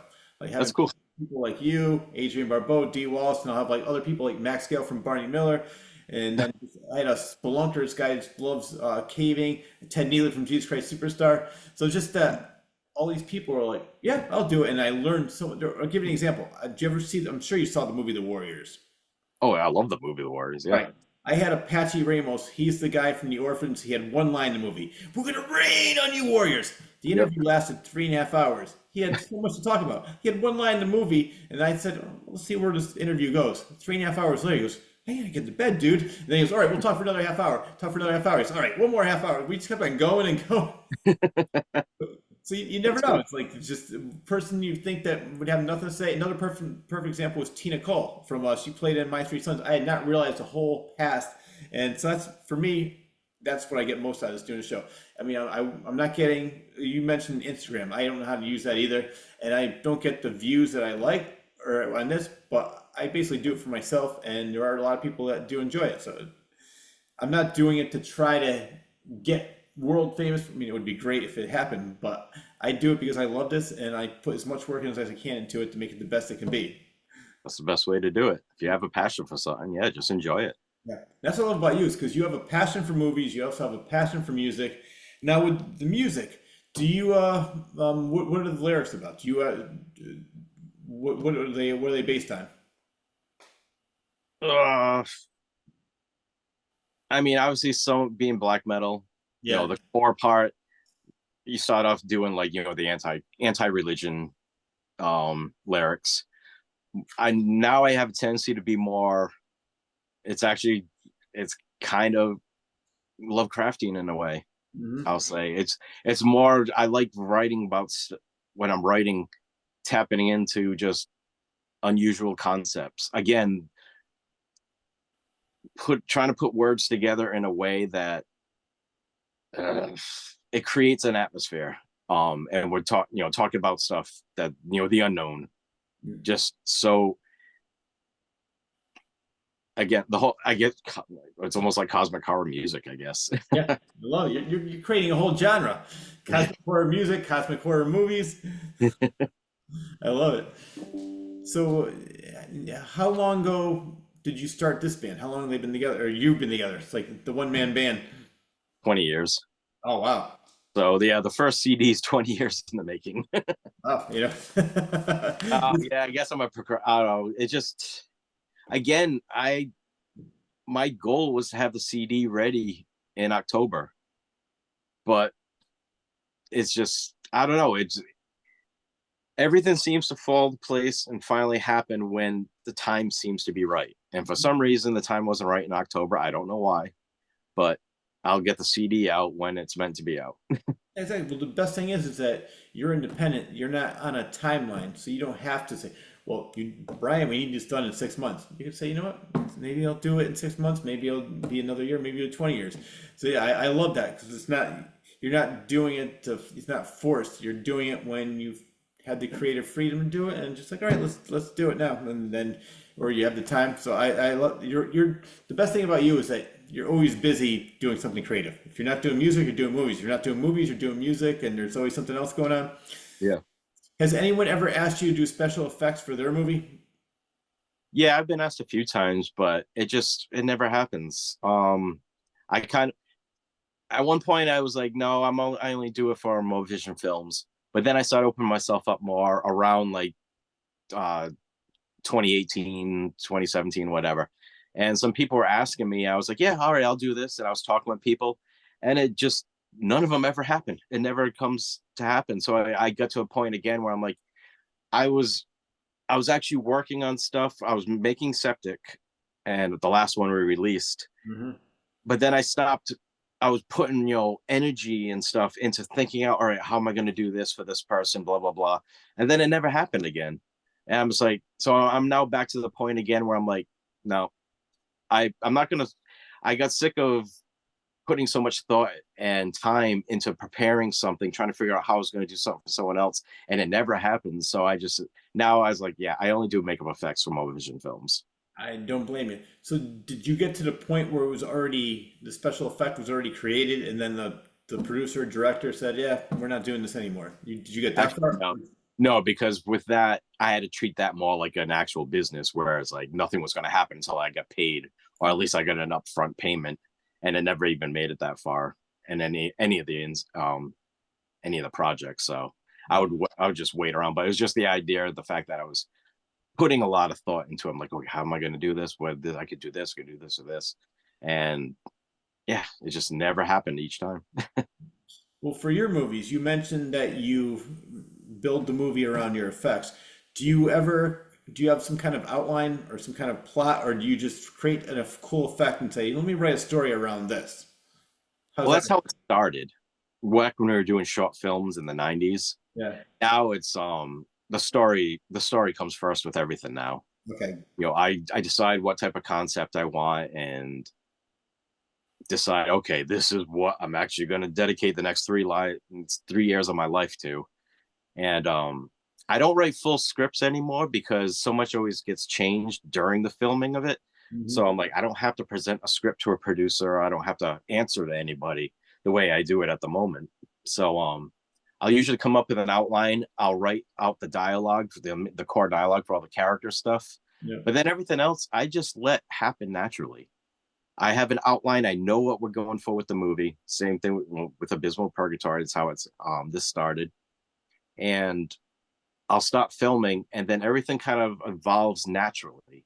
And you end up with so many better ideas and a better story because you're not just, I don't just have this blueprint. I'm like, okay, we're doing this, and this. Because a lot of times what happens is when you're actually going to shoot something, Mhm.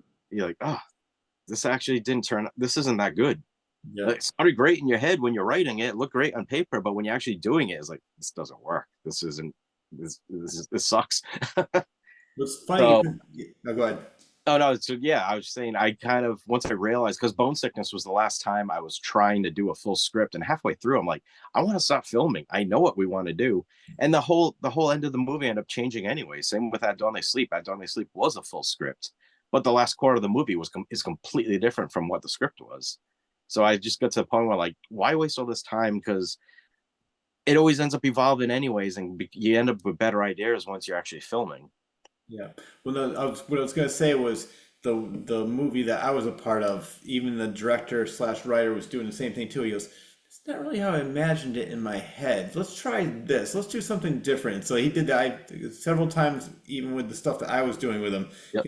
Yeah, it's much different than I thought it was going to be. Let's try this instead, and we changed a lot of it just because for the same reason. He had things written out, then he goes, "Yeah, let's put that to the side. Let's Yeah. just wing it," and it works much better. And sometimes what'll happen is like, an actor will say, oh, can I try doing, they'll improvise a line. And all of a sudden you're like, oh, wait a minute, what you just did there. And like, do this. And then people are throwing ideas back and forth. Next thing you know, it's happened to me before is you're throwing ideas back and forth while you're filming one scene. You're like, oh my God, this opens up a whole nother thing for another scene later on. Hmm. And then all these ideas start rolling together. You end up with this whole much more ambitious, huge idea just because of something that happened, an improvised line or something. So that's why I prefer now, just like, you know what, we're not on a time schedule, we don't have to answer anybody, let the movies just evolve naturally, and I always end up with a much better movie at the end than what I originally envisioned. Yeah. Have you ever had anyone say, an actor come up to you and say, "I would love to be in one of your movies," and they approached you? Because I know you said you mostly work with friends because you like, it's a crew that you get along with and you know them. Has anybody from the outside said, "How can I be a part of your movie?" Oh, definitely. Well, as far as the actors go, most of our actors is people that we met at horror conventions. um uh, Bone Sickness, maybe At Dawn They Sleep, I can't remember.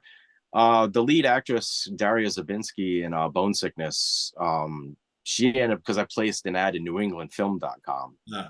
So for main actors, sometimes I will put an ad out. Uh, Other movies, I know, like when I made Cryptic Plasm, once I realized how much fun my friend Joe Olson was to work with, I'm like, I want you to be the lead character in this. So that's how he got the lead. So sometimes it'll be people I've worked with, and then as I'm working with them, I trust them more and I see how talented they are. So I'm like, I want you to play the lead role in this movie we're going to be doing. So that'll happen. But I have placed ads, to get, more professional actors and stuff. Uh, Abysmal Purgatory just kind of happened, and I just kind of it just happened basically. Yeah. So I never placed an ad. I never I wasn't seeking out like a professional actor or something like that. Um, at first it was only going to be like a half hour, 45-minute short film, but then it became a full length movie. So this one was more just made out of convenience, fun, and just letting it happen. So this one is more of a movie with just all friends having fun. but it's turned into one of my most ambitious, probably the biggest movie I've ever made. How many years have you been working on this film? I shot, I made the short film 3 years ago. Okay. I can't remember how many months had passed until I realized, hey, I want to do this. And but again, everything changed from that point because originally I was still using the footage from the short film and I was going to incorporate it. It got to a certain point, I'm like, you know what? I'm going to leave the short film alone. And I decided to dump all the footage from the short film and make a whole new film. Yeah. And I'm like, well, then the short can be an extra on the DVD. So yeah, it's been 3 years, and honestly, I still don't even know fully how this movie's going to end. Love it. Do you have anything planned, written down at all? I know you said how you film, but do you have anything in your head saying this is how I'd like it to end, or are you just? Oh no, yeah, I do know where it's going. I know the finale. I know what's happening. Yeah. I'm just still waiting for certain bits to click. Yeah. Where, like, I have a couple of characters. I still don't know how their death's going to be because our death scenes, like, no one just gets a slit throat. No one just dies simply. It's a multi-layered process of destruction of their body. So, and especially with the cosmic horror, you're talking tentacles and all sorts of weird stuff going on. So we can do anything your imagination can think of, we can do. So I'm still, because I haven't gotten to that point yet where we filmed that, so it hasn't fully clicked on exactly what I want to have happen. I have figured out the final shots though. That just came to me the other day. Oh, good. I was actually supposed to film last Wednesday with the actress who plays one of my daughters in the movie, but we had to cancel it because time frame. Also, we realized we didn't have as much time as we thought because she's one of my daughters. She's only 16, so we're dealing with her school schedule and all that. So we end up having to cancel it. We're doing it this Wednesday, but since that point, during this 1 week period, all of a sudden, just boom, all these ideas exploded out of my head. And I'm like, this is the last shot of the movie. All right, we're doing this. And so now I'm still creating, like, I had to put together a whole nother set down in the basement and everything for the scene and everything. So just within this few days, my brain just exploded. I realized this is how we got to end the movie. This, certain sequences and certain visuals. I'm like, that's the end of the movie. That's the very end of the movie. That's the last shot of the movie. So that just happened a few days ago. I remember you used to bring, one of the examples is you brought the baby fetus to the convention Rocket Shock. Do you save all of your effects, or sometimes do you break them apart and use them to be a part of a new effect for a new movie? Unfortunately, that's something I have to do out of necessity with no budget and everything. Is hardly anything ever gets saved. I did save the baby. The baby was one because I saved the baby and I saved the Boyle head, the wife's head from the end of the movie. Unfortunately, the baby has finally deteriorated and completely fell apart. I looked over where it was stored on the workbench, and all of a sudden I'm like, what is that? It was the latex opened up. The two halves fell apart. That's the unfortunate thing with foam latex is over time, all the air bubbles start to open up and it deteriorates. So the baby, unfortunately, finally died. The Boyle wife head's still good. I actually just brought it to Monster Expo. I had it on the table in October. But in order to be able to do this is almost every single prop gets recycled. If I do, like, say I do a demon effect on Rich George or whatever, all those pieces, I always make sure to try to pull everything off neatly, whatever. Granted, it's going to be in a way where I probably won't be able to ever re-glue it to his face or whatever, but it'll be in a box. I got all that latex, and if I'm fabricating a body, I'm like, okay, here, a piece of latex, put that there. A lot of what I do now is fabrication because I have so much stuff that I save every latex piece. I save every pieces of foam for muscle underneath latex, and I'll take that and it's like a puzzle. You're putting together a body and everything. So that's how a lot of what I do. So there'll never be a Morbid Vision Films effects museum or anything because pretty much everything's been taken apart and reused. I'm so glad I got a picture of the baby before before it died. Yeah, I was sad when I saw it. I was like, oh no. I love that fetus. That's funny. So I can't imagine. I mean, if you saved all the effects, like where do you even store it? Unless you have a big room downstairs or somewhere. Because over the years, I mean, how many years have you been filming movies? Like, when did you start Morbid Vision? Like, 20 Well, years? when we first started doing the short films, it was in 1990. Wow. So it was like a year after we graduated high school. So yeah, we've been doing it a long time. Yeah. And you're saying where would you store it?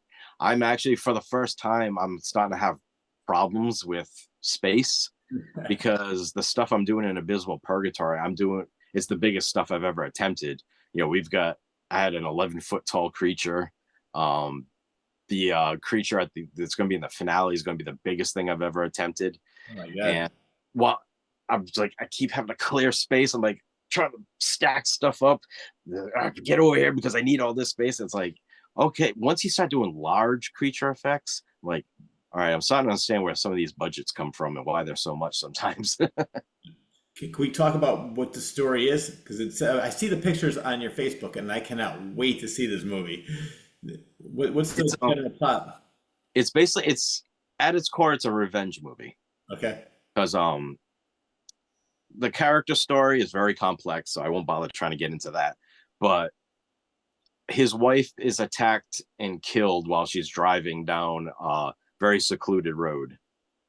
And because it's very secluded, very secluded back road, there's no security cameras, there was no witnesses, and the cops there's nothing there. They just can't solve this case because there is nothing to go on, and it's driving him absolutely insane. So you find out that him and a friend, before they got married and started having families and stuff, they were experimenting with astral projection. Mm-hmm.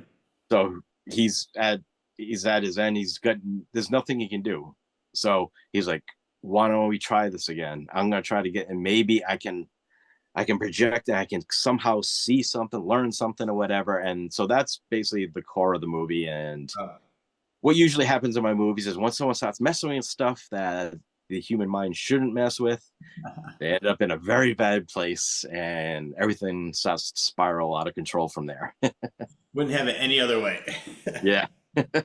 Speaking of revenge flicks, I forgot about this.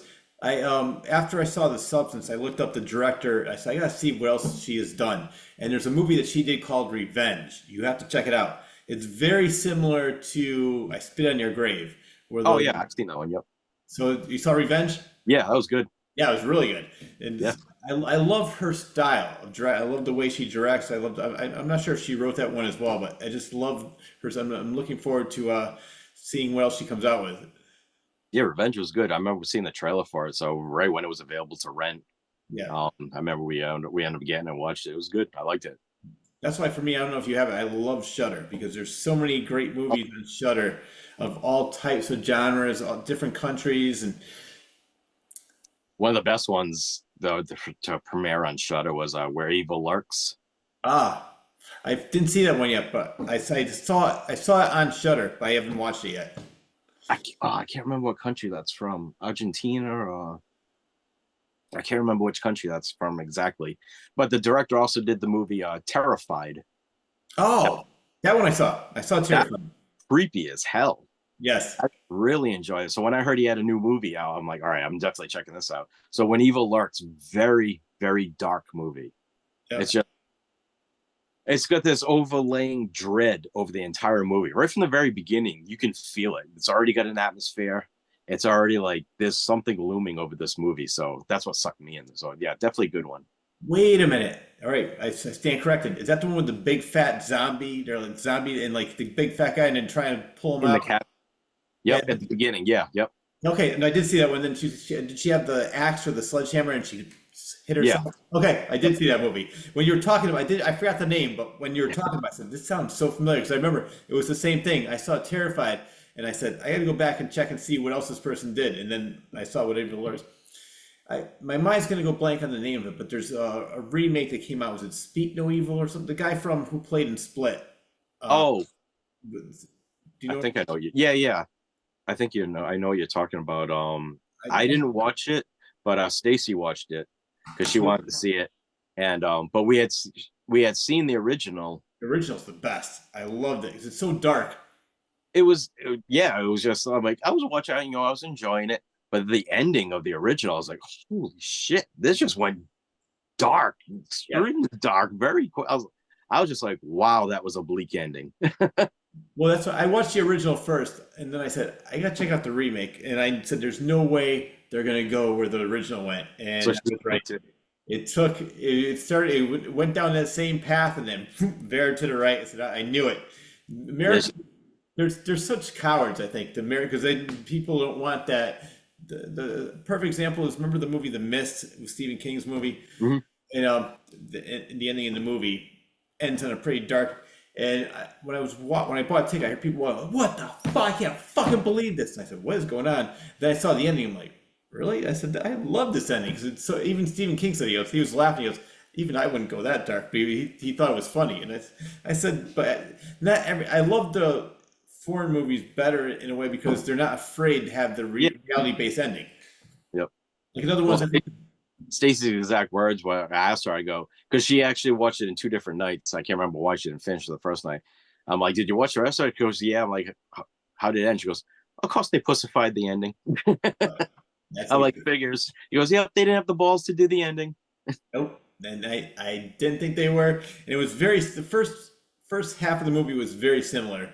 And then I said, there's still no, it's going to change. And then, he went back to like where they all walk happily into the sunset together. So Stupid. What's the even point? Because that's what made that movie stand out, was that bleak ending. Why would you even bother then? I know. It's just that, I don't know.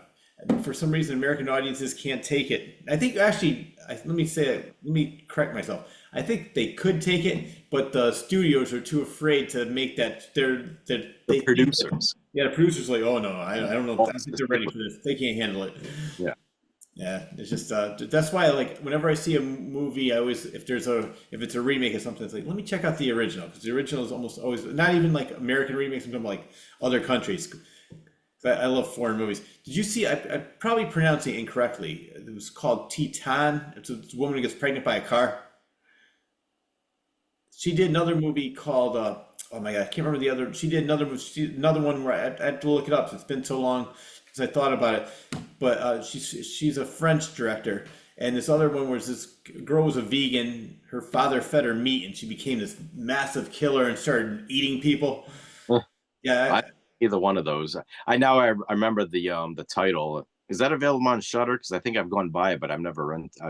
Probably. I saw it in a theater. It was one of those movies where okay. It was around COVID time, and they were showing, since not a lot of major releases were coming out, they were showing all these movies that they probably wouldn't show anymore in the regular major AMC chain. But I saw it there, so I don't know if it probably is on Shudder. Definitely, it's one of those movies where, like, where is this going? Do I like this? I can't stop watching this. It's really good. It's weird, but it's good. Yeah, I haven't seen that. I'll have to check that out. Yeah. Well, we talked about you doing all the the conventions. Are there any conventions you're doing now? Because I know your film is playing in different places, but for you, since Rock and Shock doesn't exist anymore, where do you go and bring your merchandise where you can meet people? The main one we do now is Monster Expo, which takes place in Fairhaven, Mass, just after New Bedford. That one's twice a year. It's in April and October. So we've been doing that one regularly. There's so many I'd love to do, but it's just a matter of traveling costs. Yeah.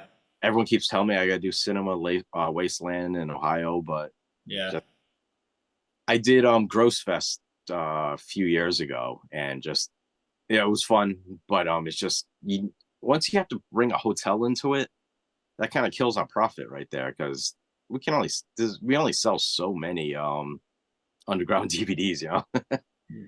So when we do Monster Expo, we always have a great show, because we just drive there, come home at night, and we usually make our money back within the first day.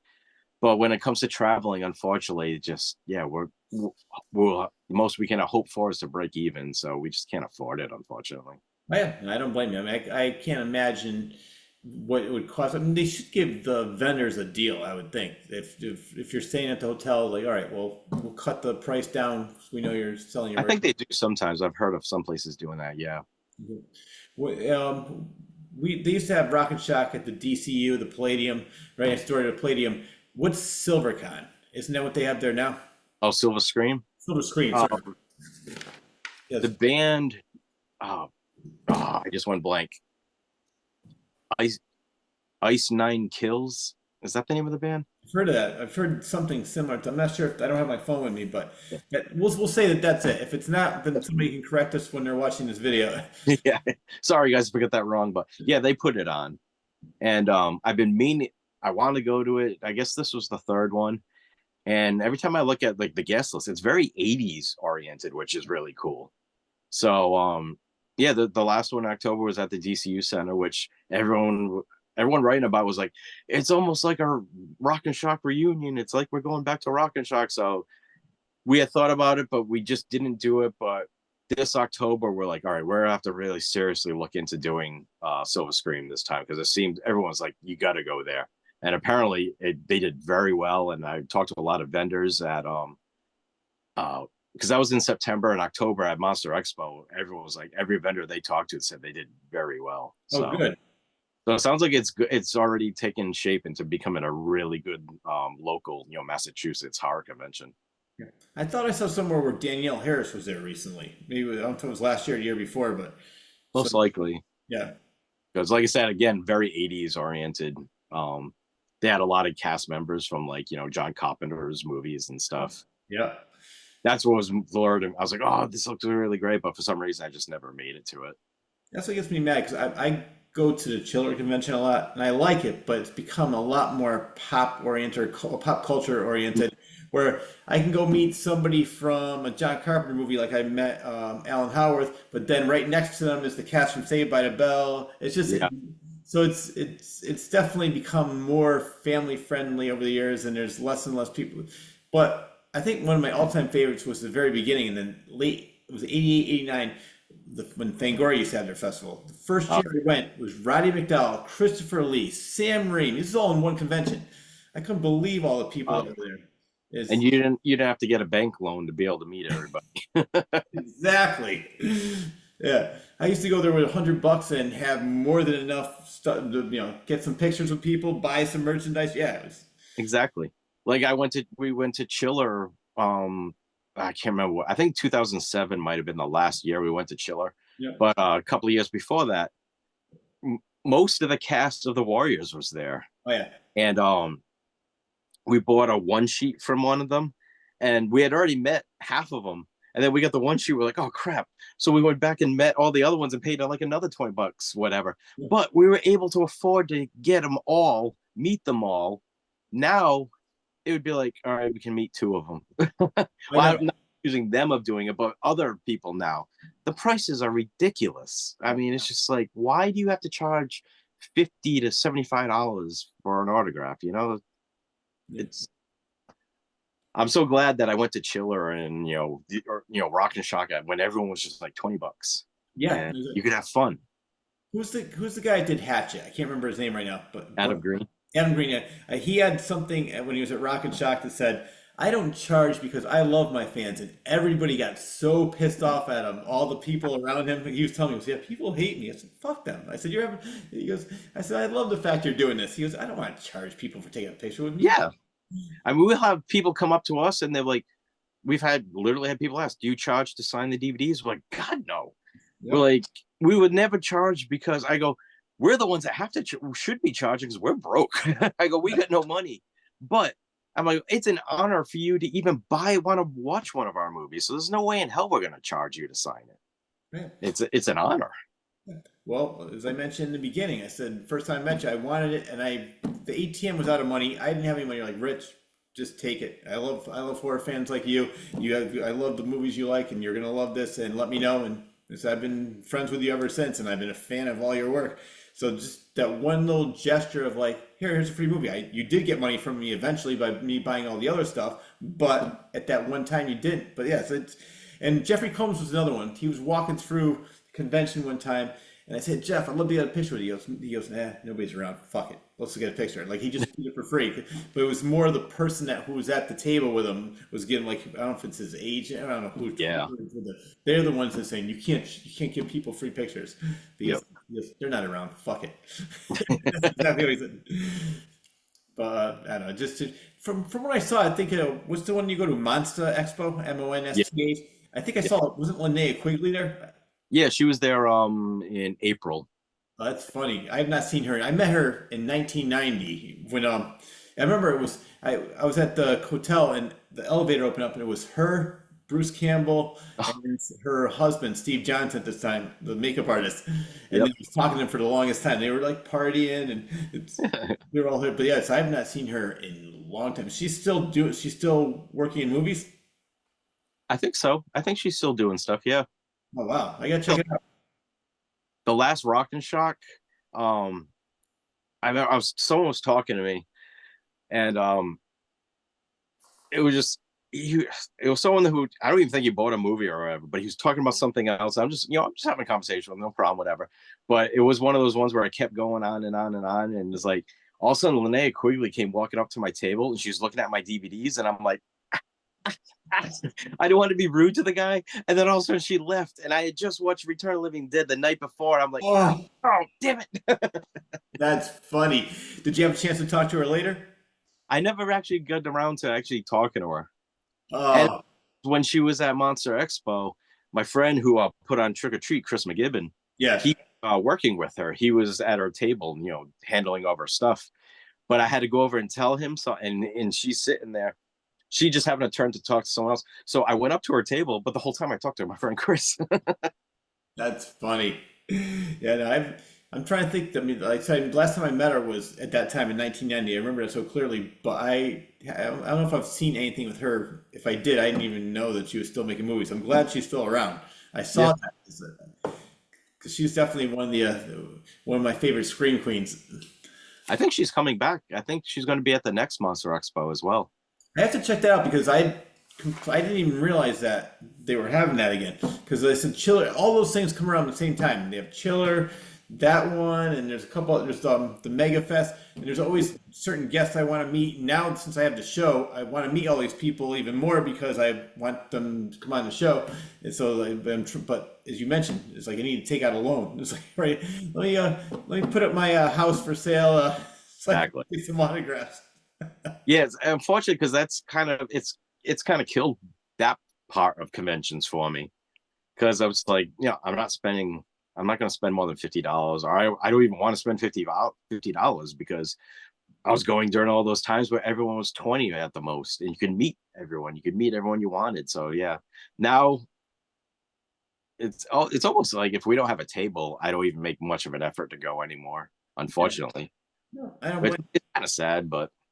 And Oh well, for the it's most part, time. But I'm only speaking for Chillers. That's the one I usually go to. It's a lot of the same people over and over again. They're just regurgitating all the same people that come. And I'm glad because that's where I did meet most of the cast from the Warriors because they had another Warriors reunion. But my favorite time, the first time I met them, was at they had a reunion with some kind of, I forgot which anniversary it was, at Coney Island in the park. oh yeah, I would love to have gone to that. Yes.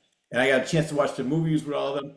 But then I think that's where I got a couple of their numbers or emails from them. And then they were on the show. And they're like, man, you're a really cool guy. We got to hang out sometime. And I actually hung out with Thomas G. Waits, who played Fox in The Thing. That guy, he was such a cool guy. And I sort of knew if I wanted to get confirmation. I said, why were you killed? He goes, because I was an asshole. I guess the director hated him so much. He was supposed to be the lead character. And he was supposed to be, and the director, Walter Hill, said, I'm done with you. And they just threw him in the subway. He goes, I was young, I was an asshole. What do you expect? But then what happened right after that, he went for an audition and got Injustice for All and became friends with Al Pacino. I said, well, the things obviously worked out for you. Yeah, really. So now he runs, he's still in movies. He has a band, but he also is an acting teacher. And I went to one of his acting classes. He goes, yeah, I'm going to have you read Richard III or whatever because he loves Shakespeare. And I didn't do that yet, but I'm going to go back there. And it was interesting watching him teach people how to act. That's cool. He doesn't do different scenes or anything, but that's fun. That's interesting. yeah. But that's why I love going to these conventions. But more and more, I'm seeing the same people over and over again. So Yeah. right. Like I said, I haven't been to Chilla since like 2007, but I wanted to go a couple of years ago, whatever. I saw Richie Stotts from the Plasmatics was there. Oh yeah, yep. Oh my God, I would love to go, but I didn't make it. I think we talked about this last time. I didn't realize she became a veterinarian. She lives in Connecticut. I think Yeah, she was in Connecticut. Yeah.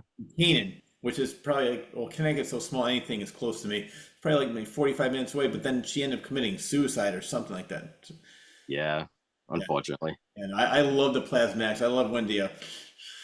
I would love to have seen. I would love to have seen them live. That must have been amazing, but I was too young back then. So You and me both. 'Cause that was like, was it late 70s? She was really popular. yeah, like from 78 to like 82 or 84 or something. Yeah, I was like 10, 11 years old, so I wasn't seeing any Plasmatic concerts back then. Couldn't even get their albums. You couldn't even find their albums back then because she's only got like tape on her nipples, so they weren't going to put those out in a major store. Well, what was that? I remember like one of the first videos I ever saw from her was the one where she's driving the bus throughout the whole Oh yeah, TVs. yep. And that's what I said.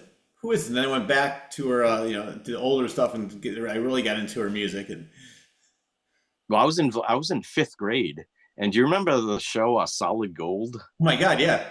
I remember on Saturday nights I loved music, but of course I would watch that hoping some type of like metal thing would end up on there, which they never did. But then all of a sudden I know it, the Plasmatics were on there. Really? And my jaw hit the floor. I'm like, oh my God, look at these guys. This is amazing. It just blew my mind. You gotta check that out on YouTube. I never knew that story. Oh yeah.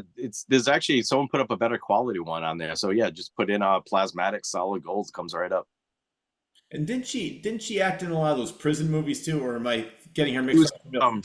Reform School Girls. That's it. I haven't seen that in years. I've been in the. I gotta remember. I keep forgetting. I gotta find a copy of that. Yeah, that's just when we were talking about. I completely forgot about that movie. I gotta check that out again because I saw it years ago. I gotta check that out. Yeah, I remember the warden was the woman in Motley Crue video smoking in the boys' room. Oh yeah, I know who you're talking about. I can picture her, but I can't remember the name. But that's funny. For some reason, I don't know why I remember this line from the movie. The only line I can remember from Reform School Girls is she looks at one of the prisoners. She's like, "You're just a shit stain on the panties of life." I don't know why that pops into my head. What is it? It's a pretty memorable line. I won't be able to forget that one now either. Well, speaking of movies, you had a list on Facebook of the 15 movies that you cannot live without. I want to go through some of these if you have some time, because I love it. I don't even remember which ones I put on there. I went through. I did my homework on this one. Number 15 was one of my all-time favorites. We mentioned him several times. John Carpenter's Halloween. That's always a classic. I remember that I was 10 years old when that came out in 78. I remember my brother and I used to have, we had the little tape recorders. We used to put it by the TV and so we could record the soundtrack. And we're telling my mother, "Shut up, we're trying to watch the movie." And all you hear is her and her friend laughing. I think, "Shut up." So we had we had the soundtrack, but all you hear are people talking over it. Number 14 is another great movie, which as I mentioned, Hal Havens is in that movie, and he's going to be on the show too. Night of the Demons. Great movie. I love Demons. Yeah. Halloween and Night of Demons, both those movies go on at least 3 to 4 times during the month of October. How old were you when you started getting into horror movies? For me, my father was, I was 7 years old when Jaws came out, and then I don't know how it's like, they're like, "Oh, I don't know if your kids can. My kids could take it, get them a ticket." And but then from the video age, so we were renting all these movies. I was like 12, 13 years old, going through all the video nasties and seeing Blood-Sucking Freaks, I Spit in Your Grave, and then all the Lucio Fulci Argento movies. I think it was around the same age. I remember I was in junior high school and around probably 13 years old. And one of my older cousins. From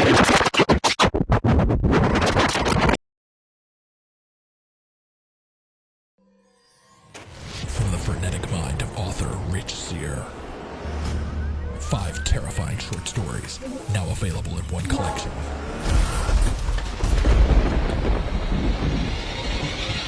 Confessions of a Frenetic Mind. 5 tales of blood-curdling terror, available on Amazon and Barnes & Noble.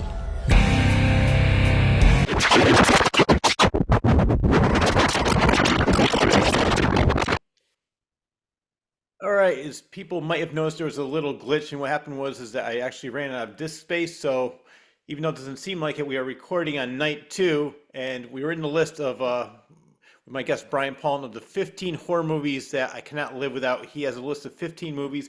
We went over the first couple. Halloween was number 15. Night of the Demons was number 14. And before the glitch, we were talking about how old you were when you got into horror movies. And I mentioned that I was 7 years old when I saw Jaws. And then after that, my father let my brothers and I see Phantasm, Evil Dead, Blood-Sucking Freaks, I Spit in Your Grave. I love that era because there were some movies that we were able to go into the theater. Sometimes it was NC-17, or I don't even know if they had an NC-17 back then, but you couldn't get in. But yeah. The advent of video, nobody could really tell us what we can. My father would rent us movies, and when we were old enough, we'd get the movies on our own. My brothers and I saw all these great movies. So for you, I think when we last left off, you said you were about the same age as me, around 13 years old. And what was the first horror movie that you saw? As far as the first horror movie, I'm not quite sure because I grew up watching like Creature Double Feature. Yes. And so they would play the Hammer films. Like I was watching for the Godzilla films and all that, but they also played Hammer films. So those were horror movies. So I guess those were kind of like the first ones I saw. But as far as like a straightforward rated R horror film, The Howling was the first one I watched. Ah, that's a classic. I love The Howling. I love it. Yeah, and you know what? I stand corrected. I forgot all about that. I went back. It was on Channel 11. It was a New York station, and they had Chiller Theater. And we used to watch all the Hammer films too.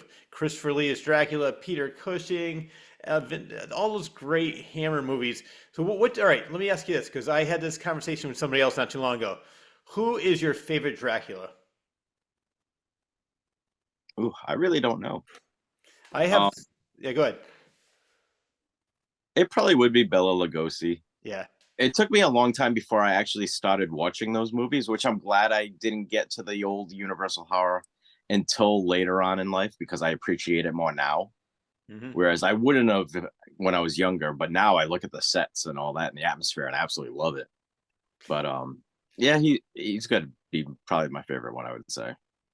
You know what? Yeah, it's a toss up between him and Christopher Lee because I grew up watching Christopher Lee, but because my father grew up watching Bela Lugosi, I'd watch all those movies too, and I loved them. Even back then, for some reason I never really thought they were cheesy. I loved them as a kid, and I love like he's the original to me and genuine too. Like he's got that, you know, where's he? I don't even know where he's from, but he's got that natural accent. He's not faking anything. But I think Christopher Lee to me is the scariest with the bloodshot eyes and the most terrifying to me. And I was probably like maybe 7 or 8, 9 years old whenever I was watching that one. But yeah, between those two, but then there's some other good ones like I liked oh my god, it was the 1979 Dracula with Frank Langella. He was good.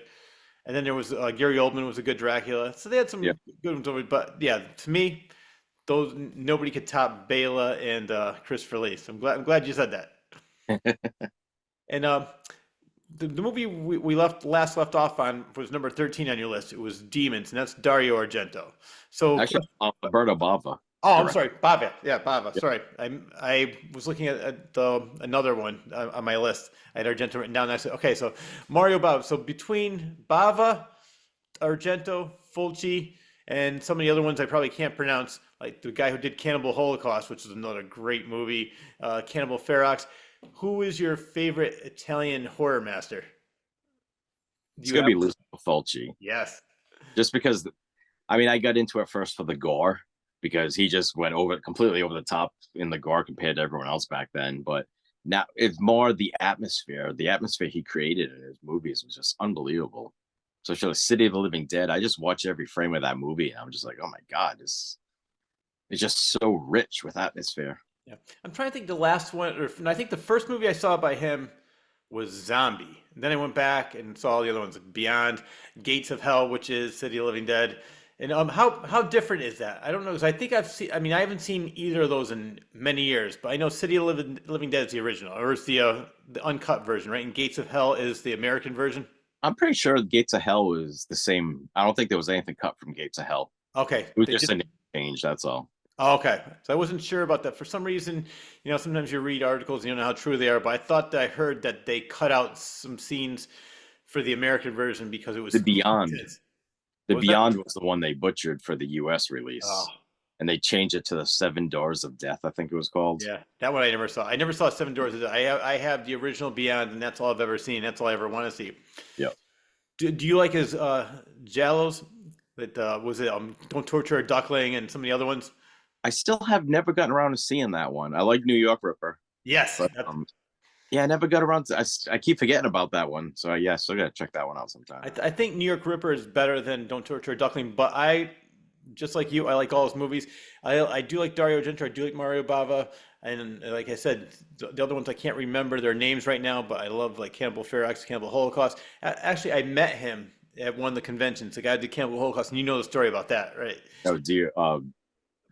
Yeah, I know. Duro Diodato, that's what it is. Thank you. Yeah, and he could barely speak English, unfortunately. So I was trying to get. He did a bumper for my show, which is he's great. But I was trying to talk to him about. He had to go to court to prove that woman was not really impaled, that she was really alive, that he didn't kill her. Yep. How realistic that movie was. It's almost like the original Blair Witch in a way, where it's like the lost film footage, and you're trying to figure out. Yeah, that was definitely like everyone always mentions. Oh, actually, I can't remember what. There was always everyone always brought up the last broadcast and all that stuff, but then Campbell Holocaust way back in '79 or whatever it was, they had actually had done it. There was others before that, still like Peeping Tom and stuff, but Campbell Holocaust was definitely. It felt real. First, I remember pretty much everyone I know that saw that back then. The first time they saw it, and even myself, I was like, I felt weird after. Just had a weird feeling after watching that movie. I was just like, oh, Jesus. Yeah.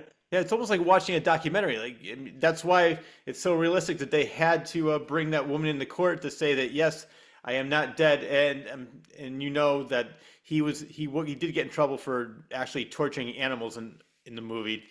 But yeah, the movie was very, very realistic with the fake stuff, with the real stuff. It's just the way it was shot. Yeah. I love the movie. It has a great feel to it. But I know what you're saying. It's like, yeah, I just don't feel pure anymore. Yeah. Can't remember how old I was when I saw that, but I wasn't that young, but I wasn't that old either. I was like early teens. The next one on your list, I've heard of this one, but I don't think I've seen it. Mystics in Bali. Oh yeah. What is that? One of those. It's one of those Asian movies that people refer to as just being batshit crazy. Those are my favorite. It has something to do with a train. No. No. It's a movie about. I always have a hard time saying this. It's it's a vampire type mythology of it's called the I always say this wrong. Penagolan. Okay. It's a type of witch, or it's a servant of a witch, where the witch actually borrows the woman's head. So it's basically a flying head with all the entrails hanging out and the lungs, and it's going around and it's feeding on unborn babies. I love it. I've never seen it, but you know what? After you mention it, I watch a lot of different YouTube videos of the best horror movies ever, or the best, and I do remember seeing that flying head. I know exactly what you're talking about. I have to check out that movie now. I didn't realize what it was about. And then another one, number 11 was, well, actually first, let's go back to Mystics. Who did that movie? I don't remember his name. I don't even think I'd be able to pronounce it. It's an Indonesian movie. Okay. So yeah, I'm not sure who the director was, but he did a good job on it though. Because I mean, just aside from just the flying witch head stuff and all that, there's all the sequences that just like you just sit there with the jar open. There's a part where two different witches just turn into fireballs, and it takes place over like a huge pond, and it's just fireballs fighting each other, and you're watching it, you're like, this is just bizarre. All right, I definitely have to check that out. This could be on my list. I have another show called Real Talk, REEL. It's all about movies, and we just pick. I have another co-host. We just pick movies, and I think I'm gonna maybe I'll put that movie on the list. That'd be a fun one to watch and talk about. Definitely. Yeah. What about Legend of the Overfiend? Oh yeah, that's number 11 on your list. That was the first like real extreme hardcore Japanese animation film I had seen, with all the tentacle porn and all that stuff. It's notorious for that, for the tentacle stuff. Yeah. But what I mean, first seeing all that, I was just like, oh my God, this is crazy. But it's the story. It has such an unbelievably complex story to this movie. So, I mean, most people just go for the shock value of the tentacle porn, but the story, I wouldn't even be able to describe, like, in a basic way of describing what the story is about. It's so interlayered and complex. It's awesome. You watch it and you're just like, oh my God, you really, really get into it. Very cool movie. And the next movie, number 10 on your list, we did talk about earlier in the show, was Iron Man. Okay, yeah.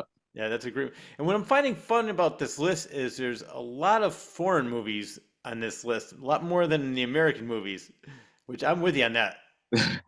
It's funny, actually, when my top 3 or maybe even my top 5 movies are all American movies, I think. They are. But the ones that really influenced me are a lot of the foreign stuff, like, the Italian horror, Japanese horror, stuff like that. It's just because they just, especially the Asian films, they can take any type of bizarre concept and just go crazy with it, and they make it work. Yeah. And it makes your imagination go crazy, the stuff that they do.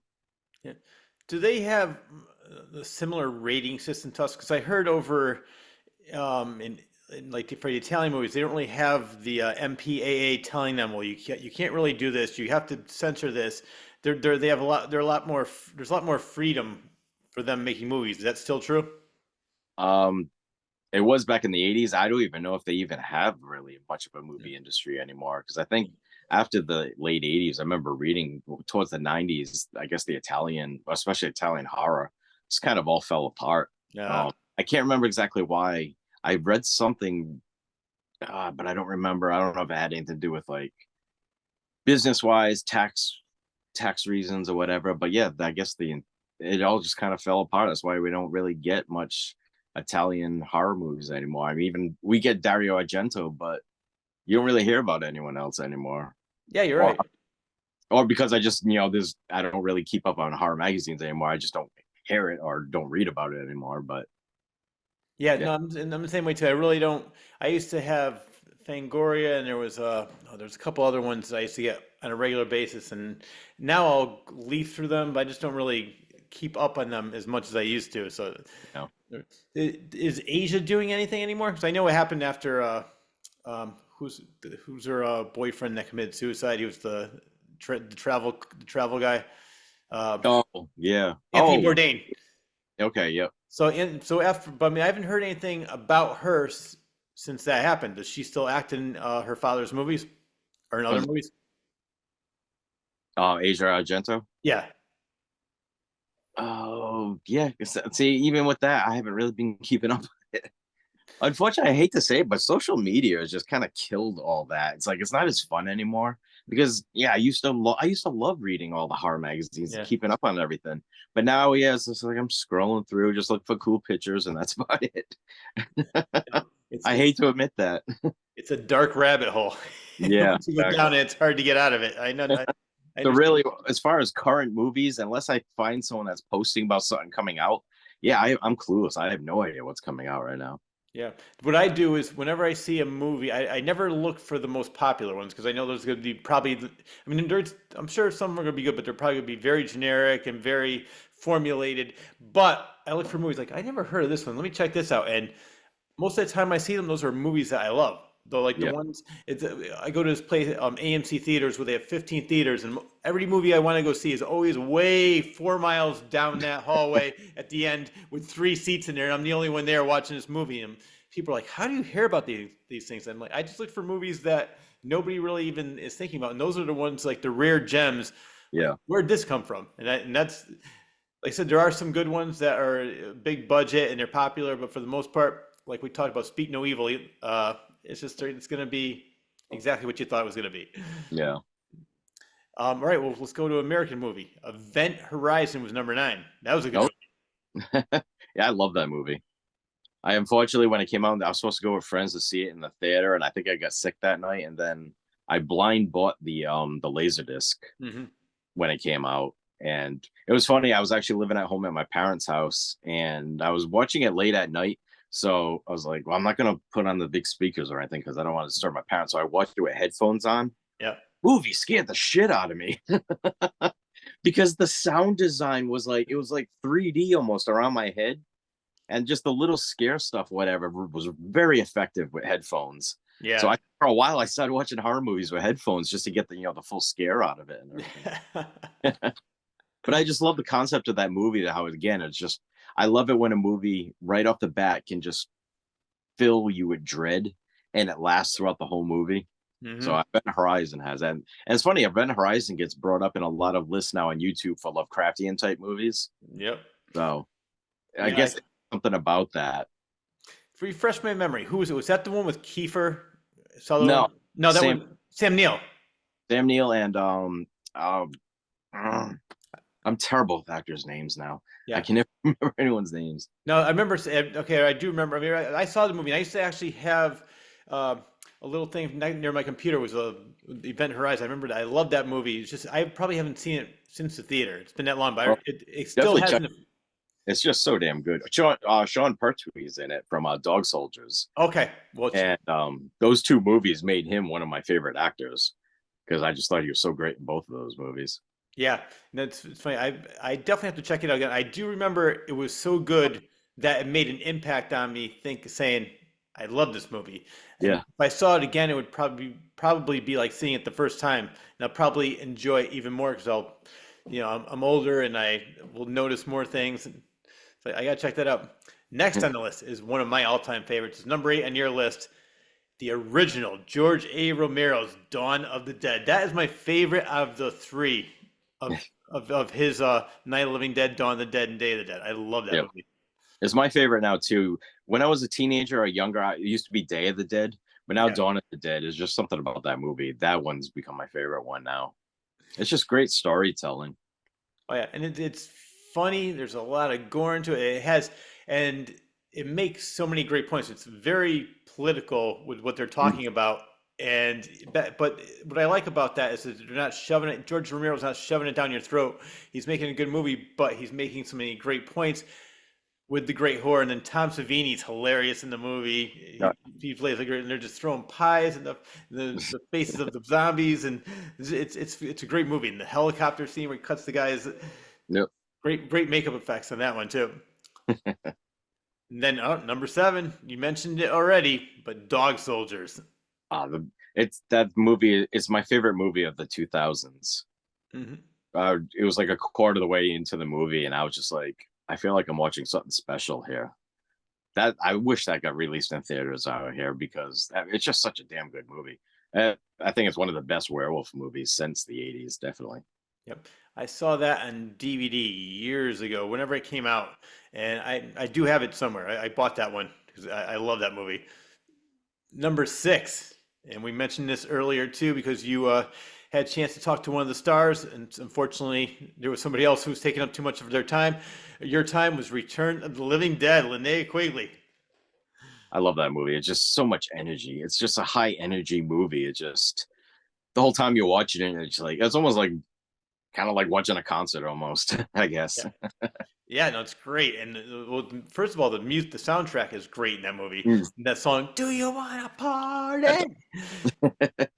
But even the cast is great. Like at the time, I can't remember his name, but he's the actor. He was the main actor in the movie, but he was originally a Pathmark spokesman. It was a supermarket chain at least in Connecticut, or New England area.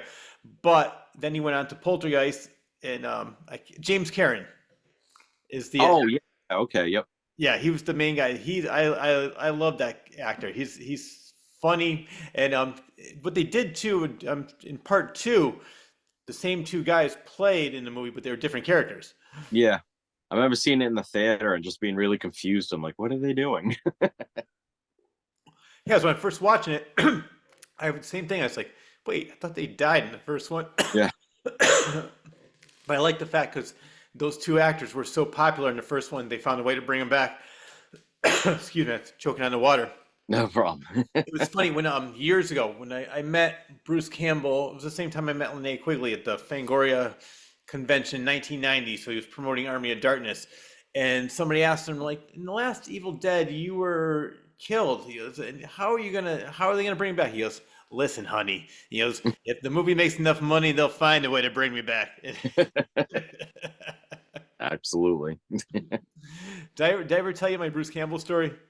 I don't think so. It's hilarious. It was that time at Fangoria. My friends and I were just hanging out. All of us stayed the whole weekend at the hotel, and the hotel opened up. It was around 2 o'clock in the morning. Linnea Quigley walked out. Steve Johnson walked out. Gunnar Hansen walked out, and Bruce Campbell all at the same. Like, what the hell? This is great. So I was just joking around, and I said, "Hey, Bruce, man, are there any parties?"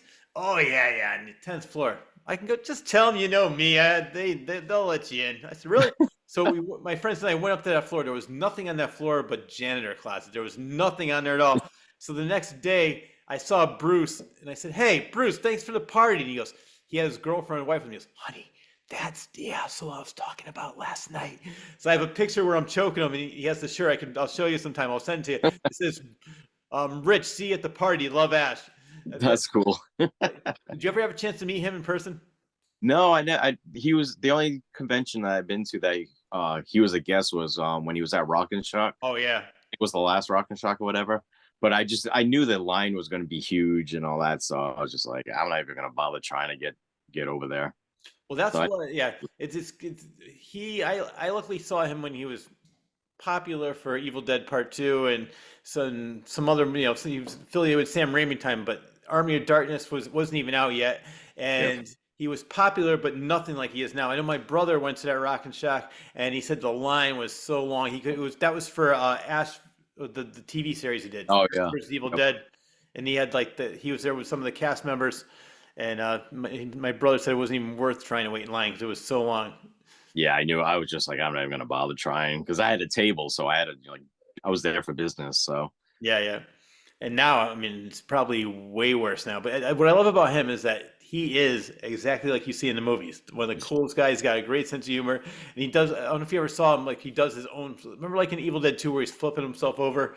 Yep. He does that for real. He'll get up on stage, and probably not anymore. That's when he was a little bit younger. I don't know if his creaky bones can handle that anymore. But number 5 on the list, and I'm curious on your opinion on this. I love this movie. It's Prince of Darkness, John Carpenter. So I love the movie. It's down at Pleasance. It's got Alice Cooper in small role. It's got so many other people. What is your favorite John Carpenter movie besides Halloween? Is it Prince of Darkness? Yes. Yep. That's my favorite movie, even over Halloween. Oh, okay. Again, it's one of those movies where it's almost cosmic horror. It's got that feeling of dread right from the very beginning of the movie that lasts throughout the whole film. It's just something about movies like that and that type of storytelling. I love that. Yeah. Another one I like too, again with Sam Neill, was In the Mouth of Madness. I love that movie. Yeah, that was a cool movie. Total Lovecraft, though. Yeah. There was I forget what they call it. Was it not the Apocalypse series? He had like a series of films where they were all the same theme, and there's something. I think it was called the Apocalypse trilogy or something like that. Yeah. And that, definitely Prince of Darkness and a couple other ones that were in there. I think maybe the only movie, and if I saw it again, maybe I'd like it better. The only one I really wasn't too keen on was Vampires. That one kind of got a little slow in the middle, so that one you kind of forget about. I saw it in the theater. I was actually on vacation in Florida with some friends, and then one day when we weren't going to theme parks, it was like, we knew of a movie theater, like, let's go to the movie theater, see what they have. And then Vampires was playing, like, let's go see Vampires. But it was like a huge screen compared to what we have here in Massachusetts. Yeah. So I really got into it then. But yeah, I don't know. I think it's how it kind of slows down a bit in the middle or something. I don't know. Yep. Another, the one I saw, I completely missed it if it ever came out in theaters, and I saw it not too long ago on streaming. It was The Ward. I don't know if you ever heard that one. Yeah. But I've only seen it once, I think. I did rent it. Yeah. And, I mean, it was good, but again, it felt more like it was. I'm pretty sure he wrote it, whatever, but it felt more like a director for hire movie. Yeah.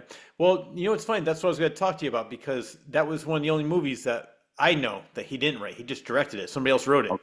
So that's what I wanted to question you about, because I know you, for the most part, you do everything for all your movies. There was one movie I just found out when I was doing this list last night of all the movies you've done. There was that you directed, but you didn't write. I think it was Misty Monday. Was it Mummy Raiders? Mummy Raider, yeah. Yeah. How'd you get involved with that one? Um, that was the distributor that put out Soon to Be Dead and At Dawn They Sleep. So after At Dawn They Sleep, they started doing like seduction cinema became a thing. Oh yeah. And they were doing the different spoofs of movies with Misty Monday, and they wanted to do Tomb Raider. But I guess I was the only one that they were affiliated with that had done shootouts, had done stuff with guns and everything. So that's how I got the job, because they wanted to have like a shootout in the movie. What was she like to work with? She was awesome. Yeah, She was great. She seems like she's a lot of fun. I've seen a couple of those movies. I remember that time when that was really popular and she was popular.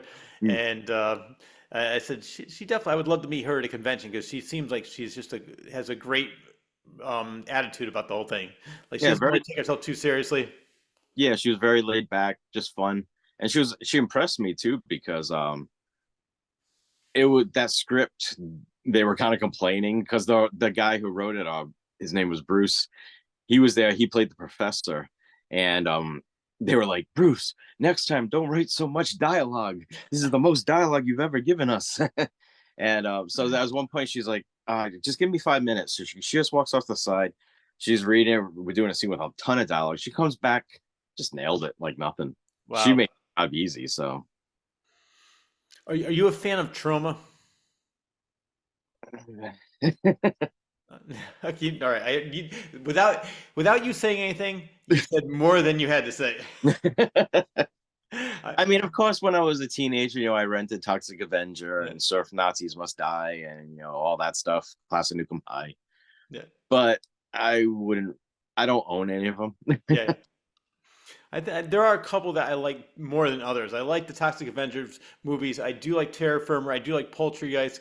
They're fun. But the reason I brought that up was that because Lloyd Kaufman had a lot of different people in his movies. He had Lemmy from Motorhead, and he said that one of the people that impressed him the most was Ron Jeremy, because he said there was a 4 or 5 page monologue he had to memorize. He goes, just give me 15 minutes. He said he came back, one take, got it all. He goes, this guy's freaking amazing. I thought he was just a dumb porn star. But he said he was great to work with, and he loved him. And he said Lemmy, on the other hand, was very uptight for some reason. You'd think that he'd be like Mr. Laid Back, Mr. Rock and Roll, let's get fucked up. Yeah. He was, well, I don't want to. I forgot what kind of character it was, but I don't want to play that. I'm not playing that. And it's just, he goes, this guy shoots up every day. Like he was making jokes about it. He's uptight about a role on one of my films.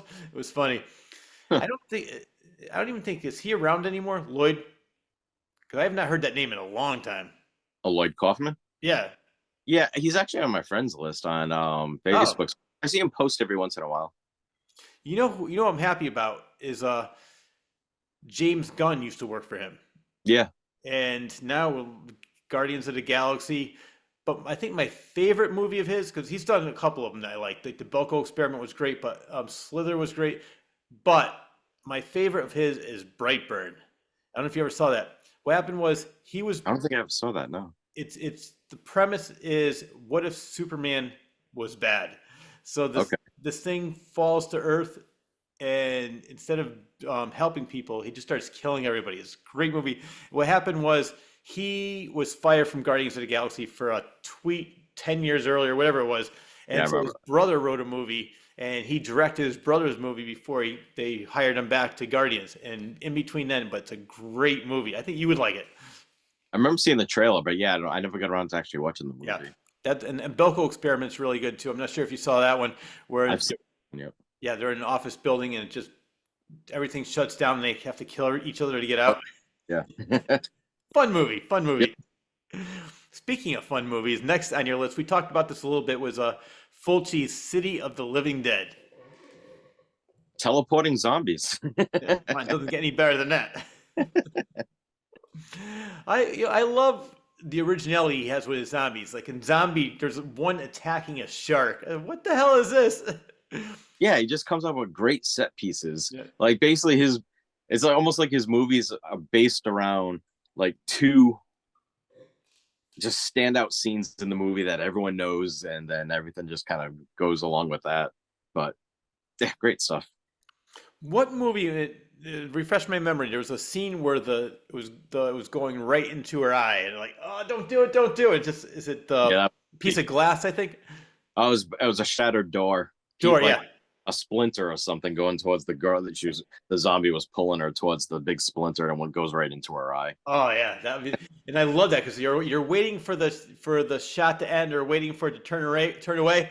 No, it just keeps going and going. I love it. And then just pulls the eye out to the side of the eyelid and everything. How can you not like his movies? Oh yeah. Oh man, they're great. All right, now we're getting to the top three. As you mentioned, they're all American movies. We talked about it a couple times. It's one of my favorites too. I had her on my show, Howling. Oh, I love The Howling. Yes. In my opinion, by far the best werewolves ever created for film. I mean, Rob Bottin's wolves they're scary. They're huge, intimidating. I love how they walk on two legs and like that. And I love the setting. The setting alone for that movie is just perfect. Being out in the woods, those and that cabin in the cabins and stuff. It's just everything about that movie just works perfectly. Yeah, and you know what's so funny is I love, like I was even talking about to Dee about this. I said her when she turns into a werewolf, she's just like so cute. Yeah, Because I wasn't trying to be cute. I said I know, but it's just it's so. But yeah, the makeup effects were great on that. And what do you like better? Maybe not for werewolf movies, but for makeup with American Werewolf in London with that transformation scene versus The Howling. The Howling. Yeah. I mean, I love American Werewolf in London. Obviously, Rick Baker's effects are amazing, but there's Yeah. just something about The Howling. I love everything about The Howling. Oh yeah, no, I am a huge fan of that movie as well. And all right, number two, I love this movie. I still remember seeing this in the theater when it came out. I think it was '83. Stephen King, George Romero collaboration, Creepshow. Yeah, it's such a good movie, such a fun movie. It's just what I'm loving now is it's always been in my top three ever since I saw it. But it was always kind of like, you knew everyone liked it, but it never got talked about really. It got to a point where it just kind of disappeared. Now you go into stores and Creepshow is everywhere. Mm-hmm. And I love that. I love seeing, 40 years later, whatever it is, Creepshow is just being celebrated like crazy. It's so cool to see it getting so much exposure now. Yeah, and I have to say, each story, I was trying to talk to somebody about like what my favorite story was, and I really couldn't because I love the Ted Danson, Leslie Nielsen story. Adrian Barbeau in The Crate and Hal Holbrook was great, and then I loved Stephen King. It was just hilarious. Like as the poor guy who gets the meteor. No, not there too. And then Meteor shit. So yeah, each one is great, and it's funny because I met Joe Hill, which is Stephen King's son. He's another great author. I don't know if you've read any of his books. I've seen some of his stuff. I've never actually read his stuff, but I've seen a lot of stuff that he's done. Yeah, I've read every single one of his books. I met him several times. I saw most of his movies. There's only one miniseries I didn't see. And he said, yeah, my first movie was Creepshow. I said, what do you mean Creepshow? He goes, I saw he was a little kid in the beginning with Tom Atkins. Yeah. It's like God's made fathers. These filthy magazines. I'm going to throw this shit out. Yeah, I did not realize that was Joe Hill. But, all right, what about Creepshow 2? Were you a fan of that one as well? Yeah, I love Creepshow 2. That's a lot of fun. I mean, obviously not as good as the first one, but still a lot of fun. Yeah. I didn't get to see Creepshow in the theater, but I did see Creepshow 2 in the theater, so that was great. Yeah, I saw both in the theater, and I'm trying to remember, did they ever come out with a Creepshow 3? A completely different production company did a Creepshow 3. I've never watched it, but I heard it's total garbage. Okay, yeah, I remember hearing about that, and I just wasn't sure if it was one of those things like the History of the World Part 1. They would say, "Oh, they came out with History of the World Part 2." I said, "No, they didn't. That's a fake trailer at the end of the movie." No, and people swear they actually did, and they never did. So I wasn't sure if that was similar to the same, similar to Creepshow. Technically, they did make Creepshow 3. Oh, Laurel Company did do it, but they changed it to Tales from the Dark Side, the movie. Oh, really? That's technically Creepshow 3. That started out as Creepshow 3, but then they decided to go in a different direction for something new, and they made it Tales from the Dark Side. Wow, I did not know that. So, yeah. I even confirmed that with Tom Savini. I asked him that once. He goes, "Yep, that was Creepshow 3." Wow. Yeah, I like that one too. So that was pretty good. Yeah, that was a great one. And then drum roll, please. Number one movie on your 15 horror movies I cannot live without. The one, the only, The Evil Dead. So, yeah, of course. I mean, that movie will always be great. And sometimes you see movies years later, like, it looks a little dated. I don't care. I saw that movie recently in the theaters again. They showed it. It's this place in Connecticut shows Connecticut Cult Classics showed that, and I love seeing it. Everybody's getting into it. Everybody's jumping and shooting, especially with the pencil and the Oh, angle. yeah. It's like, it's such a great movie. Again, everything about it is just like perfect. The location is just absolutely perfect for a horror movie. You know, because you're isolated. As soon as it gets dark, you're gonna start hearing things, and your mind goes crazy and everything. And then, of course, everything does go crazy in the movie. So it's just for what I like, it's just a perfect blend of horror. And what's so impressive is that Sam and Bruce were, I think, 19 years old when this movie came out. So Yeah, they just, were they in college or they graduated college? I can't remember what. I think they were graduate college. But they were really, really young. I remember I have a book on the making of The Evil Dead. I haven't read it in years, but I know they were going door to door saying, "Hey, if you want to be a producer, give us some money. We'll put your name in the credits." They're trying to raise money. And then they rented the theater, and they showed it before Rocky Horror Picture Show, and they put the little projector in the middle of the aisle so they could show their movie, and they rented out theaters. And just I love how ahead of their time they were when nobody was really doing things like that, and they just yeah. And then for even Stephen King to say one of the most ferociously original horror films ever, back in '83. I'm sure like you couldn't buy publicity like that. No. And you know what's funny? I used to work. I used to be a manager of a Rite Aid. It's a pharmacy in the New England area, and somebody came up with a book, and I said, "Is it a good book?" I don't know, but it says Stephen King says it's one of his favorites, so I'm going to buy it. So they bought the book just because of a Stephen King blurb. So it really does work having that name on there. Yeah. And speaking of Evil Dead, well, actually, before we get into what I want to talk about Evil Dead, what did you think of the remake, and what did you think of the last one, Evil Dead Trap? Or is it not Evil Dead Trap? What was it called? Evil Dead Rise. Yeah. Evil Dead Trap is a Japanese movie. Yeah, I love that movie. As soon as I said that, I said I know I've seen that, but that Evil Dead. It's weird. I finally watched it again. I watched it on Shudder. I hadn't seen it in years, but I have a tendency to make people angry when I talk about the remake because I hated it. Yeah. I thought it was well made, I guess, but everything about it just doesn't even come close to the original. No. The only thing that even comes close, everyone's like, "Oh, it's so gory." It wasn't that gory. No. They shied away from all the gore. The only thing the end was bloody. You know, the scene with the chainsaw. But there's a difference between bloody and gory. You know, The Evil Dead, the original one, was gory. I mean, you see bodies coming apart and everything like that. But the thing that turned me off instantly with the remake was that whole beginning scene.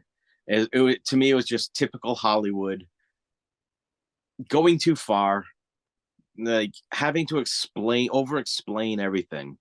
And they're sitting there and they're showing the inside of the Book of the Dead and all that. Mm-hmm. And in the original one, Tom Sullivan's book, the book he created, there's no explanation. It's these really eerie drawings of this stuff where it feels like if you mess with this book, you're going to be in trouble. Yeah. In the remake, someone scribbled, "Burn, bitch, burn." And then there's another one, something else. I'm like, seriously? What was this book made by a 13-year-old? Yeah. I'm like, come on. It was to me, that was just typical Hollywood studio bullshit. Yep. It's like they couldn't just make something mysterious. They had to throw in that. And I'm like, that whole opening scene killed the movie for me right off the bat. Yep. No, I know. My friends get mad at me too. They're like, "Oh, you don't give it a chance because you love the original so much." I said, "Yeah, but I still would give it a chance." But it's just, I said, it doesn't have the heart and soul of the original. And all, I mean, it's a horror movie. That's all it is. There's really, you don't care about the characters. I don't even know who the characters are. I don't really want to know who they are. It's just somebody gets killed. Okay, like, but in Evil Dead, you care about Bruce or Ashley. Is he Ashley? And then his sister, his girlfriend, and I forgot what his friend's name was. But this, Scott. what was it? Scotty. Yeah, Scotty. How can I forget that? It's your girlfriend. You deal with her. I don't. But yeah, I did not like that. I will say Evil Dead Rise, I was a little bit more impressed with, because maybe I'll tell you why, because I went in there with zero expectations. I said, this is gonna suck. I have no interest. Yeah. I said, let me just check it out anyway, and it was better than I thought it was. Yeah. The beginning, the first quarter, maybe half, I was like, okay, I'm trying to get into it, all that stuff. But the second half, I was like, all right, this is actually pretty cool. And some of the stuff they did, I remember even saying, I go, that's some of the best looking blood I've ever seen on film in a long time. Yeah. It's just, yeah, they did some really cool stuff at the end of that movie. All right, let's see if you know this. I had to look it up. I was waiting in the theater because they said there was going to be a Bruce Campbell cameo, and the guy in the theater says, "No, there is nothing at the end of the movie." I said, "No, I'm sure there is something." He goes, "No, there isn't." So I looked it up and I found out what the Bruce Campbell cameo is. Do you know what that is? Was he a voice Yeah. somewhere? Yeah, okay, that's what I remember reading. Yeah. He was when the kid was playing the Book of the Dead, was on the album, and that was Bruce's voice. Okay. Yep. I didn't get that. I had to wait. At the end, I thought he was going to pop out like he did on the Evil Dead remake. Yep. Groovy. I think he's going to do something like that. But he had the voice, so he basically did make it into every Evil Dead movie. I enjoyed the TV show, Ash versus the Evil Dead. Even though it was goofy, I prefer the first movie was dead serious. Mm-hmm. And I still love Evil Dead 2. But Army of Darkness, I have to be in a certain mood to be able to stomach that movie because I'm not a Three Stooges fan, and that's what the movie was. Oh yeah. But even though the TV show was goofy, I thought they did it very well. Mm-hmm. I think because he incorporated a lot of the original movie into the TV show, and that I enjoyed. I appreciated that. Yeah. How I put it was that this is Evil Dead if Sam Raimi had the budget back then. Like everything he wanted to do back then, now he could do. And I did love it. And I have to say the same thing. The first time I saw Army of Darkness, I hated it. I said, this is stupid. I am actually a Three Stooges fan. And it's funny because Sam Raimi, somebody asked him, who's your biggest influence? He said, Moe, Curly, and Larry. He did say he was I'm the Three Stooges. But when I first saw it, I said, this is just stupid. But probably about 3 years ago, they had Evil Dead 2 and Army of Darkness playing in the theater for Connecticut Cult Classics again. And seeing it again years later with everybody getting into it, everybody yelling the lines, it was a lot more fun, and I enjoyed it much more years later than I did when it first came out in 1990. I was expecting more like Evil Dead, and I said, like you, I go, what the hell is this? It was way too slapsticky for me at first. I saw it in the theater when it first came out. And I did enjoy it in the theater because I was just so happy that I was actually seeing an Evil Dead movie in the theater. Because I had just missed Evil Dead 2. I was turning like 17 in like 3 months, but they wouldn't let me in. I couldn't sneak in. I was like, So I didn't get to see Evil Dead 2. So when Army of Darkness came on, I'm like, I've finally seen an Evil Dead movie in the theater. So I think I just kind of like made myself really enjoy it. But then each time I watch it later on, I enjoy it less and less. Yeah. Like you, I have to be in the mood for it. That's the only one out of all of them where right now I'm not really in the mood for it. Other times, like, this is great. It depends on how I feel at the time. And one thing I didn't even know about this, and like I said, I follow all the stuff you do on Facebook, and I think it was very recently you got some Evil Dead trading cards. Where'd you get those? There you go. Yeah, where'd you get those? Toy Vault. Where's they that? had a Toy Vault in the Emerald Mall in Attleboro, Mass. Oh man, I gotta get that. Yeah, they're put it up by Freight Rags. Is it Freight Rags? Yeah, Freight Rags puts them out, and they just happen to have the full case there or whatever. I was going to buy the full case, but then I saw they were selling it on their website and on Amazon, and it's $150 for the full box. I was like, ugh. Yeah. I didn't feel expensive, so I've got 4 of these. So it'll give me something to do every time I go there. I'll just buy another couple of packs. Oh yeah, I'll yeah, probably never exactly. get a set, but Yeah, eventually, but over time. But that's awesome. I did not realize they had that. I think you also mentioned they had Creepshow cards as well. yeah. Where do I? Oops. Oh, off the top of my head, I forgot where I put them. Huh, I moved them, and now I forgot where I put them. Okay, but were they also at the same place? No, I had ordered these off of. Yeah, so those are the creep show ones. That's awesome. But that is a full box. Yeah. Whereas the Evil Dead ones are the way the trading cards you used to see, Yeah. where it was actually in the packet with the cardboard thing, and then you buy 1 to 2 packs out of it. These just came as the full box. But these are smaller, I think, than the Evil Dead ones. I don't think they did these kind of feel cheap, whereas the Evil Dead cards, they feel like regular trading cards that you normally used to buy as a kid and stuff. So the most important question then, does it come with the stick of gum? No gum, but they do have stickers. All right. I will tell you a story though. At the same place, Toy Vault, somewhere in a warehouse or whatever, they must have found. They had the boxes of Jaws 2 trading cards Mhm. and Alien, the Wow. original ones, and those were because those trading cards did come out in 79 or 80 or whenever it was. Yep. It had the stick of gum in it, Yeah. and just for the hell of it, I'm like, fuck it. I tried it. It still tasted exactly the same as when we were kids. That is funny.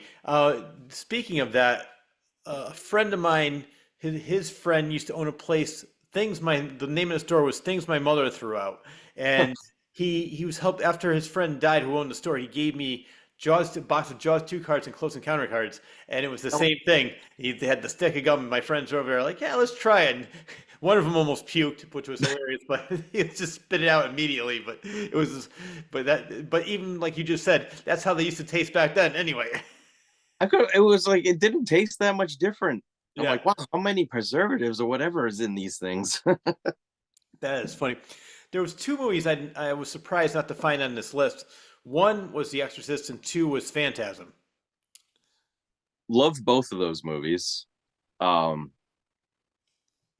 Every time I watch them, I love them even more. Yeah, I think I do think The Exorcist is the scariest movie ever made, but it's not in my top 20, I guess you could say. yeah.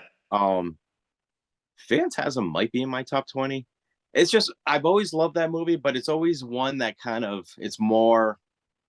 of floats around back here somewhere. Mhm. Yeah. But last year when I did I think it was last October at Monster Expo, there was a guy selling Laserdiscs, Hmm. and he had a Laserdisc of Phantasm. I have the special edition one that came out in the mid 90s, the Elite special edition. It was a gatefold, but the cover was just like the sphere and stuff.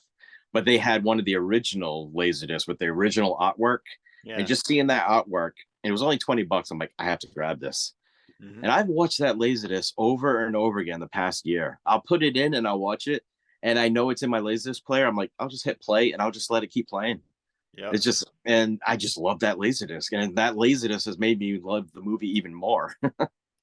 I can honestly say, out of all the movies I've seen over the years, I think that was the only movie that scared the shit out of me. I don't know how old I was, 9 years old when that movie came out, and I remember my father used to wake my brothers up. Hey, Phantasm time. It'd be 2 o'clock in the morning. He'd fall asleep. My brothers and I would be sitting there glued to the TV watching the tall man chase Michael Baldwin around.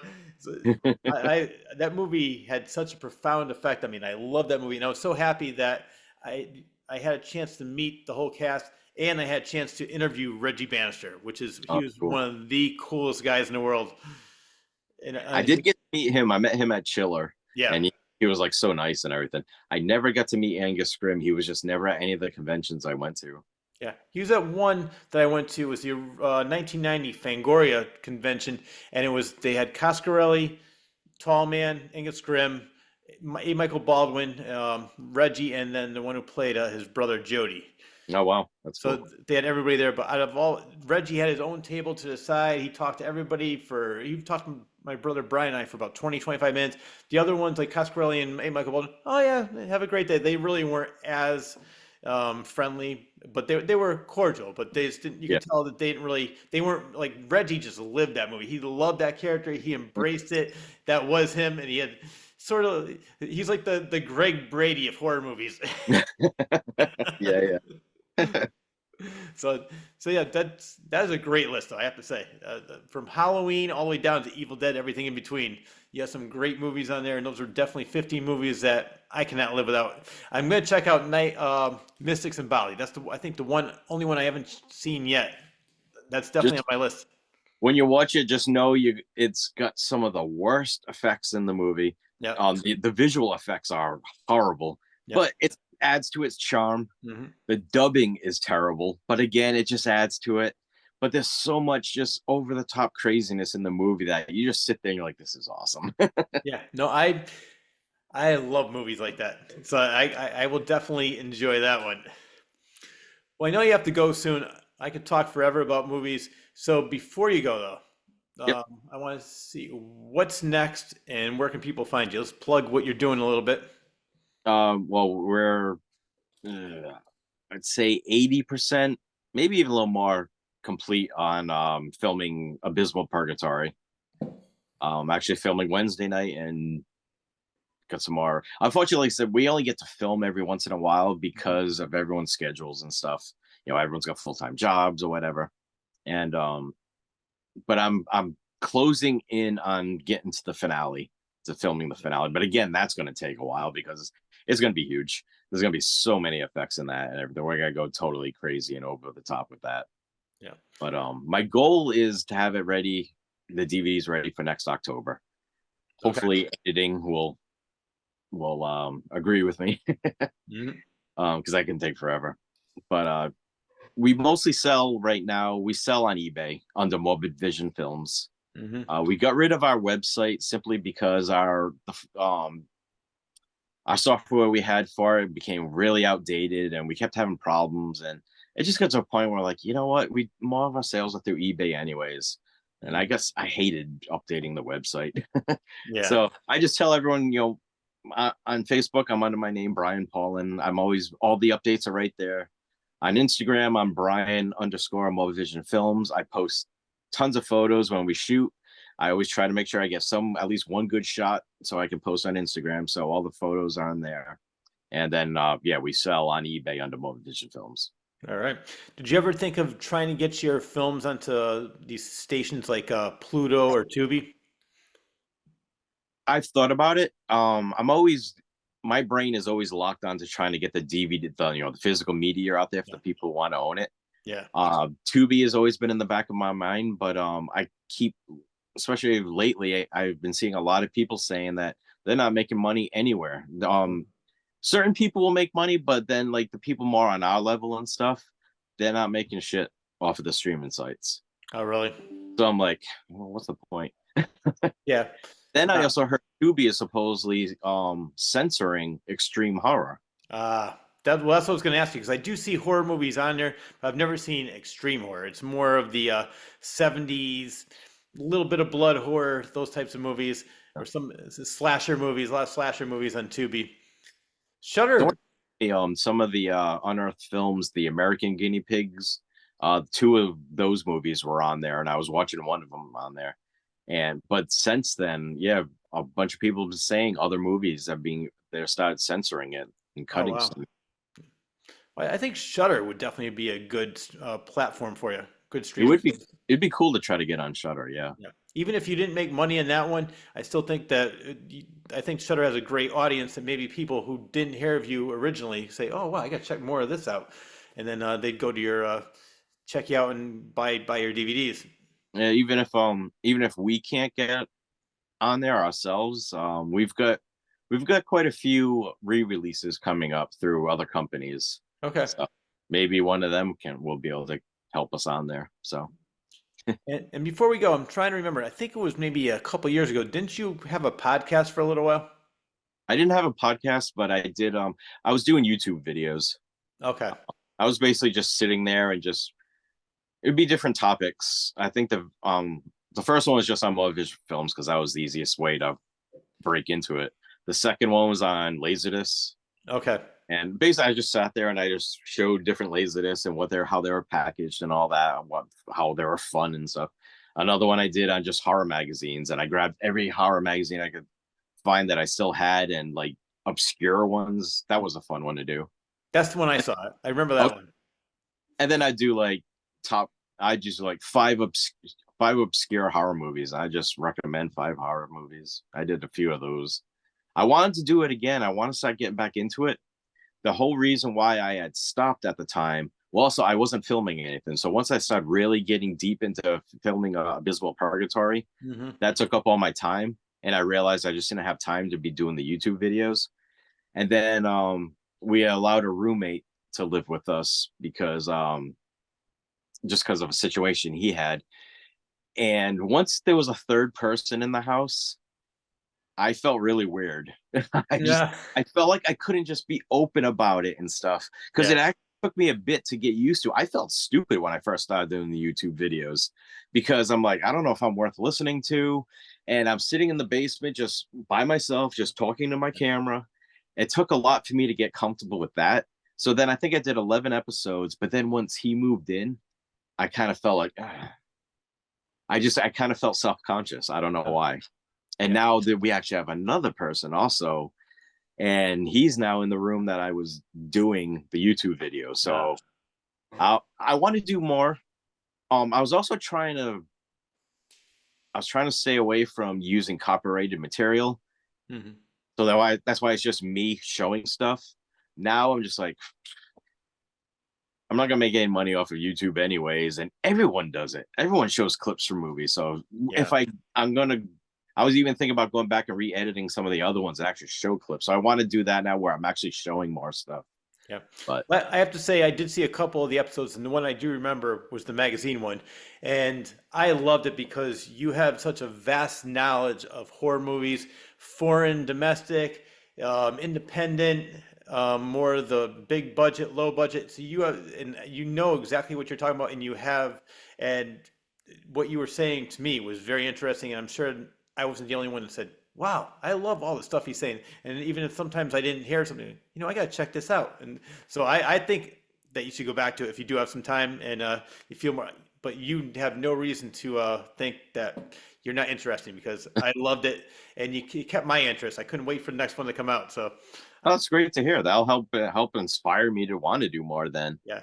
Because I didn't know how to judge it. I don't know if I was doing any good or what. No, you definitely are. And I know I'm not the only one to be saying that. Well, I know you have to go, so you have some work to do on your movie, but I really do appreciate you being on the show. And what I want to do is, as I mentioned, I have another show called Real Talk. I would love to have you on that show. Maybe we could pick some horror movies and just talk about the movies, like basically what we just did for the last 10, 15 minutes. But we'll pick a couple movies and we'll just pick them apart and talk about what we liked about them, our experience, the first time seeing it, the effect it had on us, just whatever we want to. We'll go from there. Yeah. Just let me know. I'd gladly do that. All right. Well, Brian, it's always a pleasure. Check him out. Morbid Vision Films. Abysmal Purgatory is coming out soon. Check out his other movies like Bone Sickness, Fetus, Septic. They're all great. Can't pick just one favorite. And I look forward to having you back on the show again. Thank you. I appreciate it. I had a great time. Oh, yeah, me too. Thank you very much. That wraps up the latest episode of The Claw's Corner. A huge thanks goes out to writer, producer, actor, director, editor, composer, cinematographer, special effects and makeup guru, as well as being the founder of Morbid Vision Films, Brian Paulin, for taking time out of his extremely busy schedule to be a guest on my show. I also need to thank editor extraordinaire John Bristol, the award-winning Elmwood Productions, for always doing a superb job editing this show each and every week and making it available to all on YouTube. I am also extremely grateful to Joseph Timothy Quirk and Rob Bull for all they do to make my show available on several Connecticut radio stations, as well as Spotify, iTunes, Amazon Music, Audible, and iHeartRadio. A big thanks also goes out to Al Coles for airing my show on his local cable station to help me expand my audience. And lastly, but definitely not least, I need to thank you, the viewer, for always tuning in. Enjoy your day, everyone.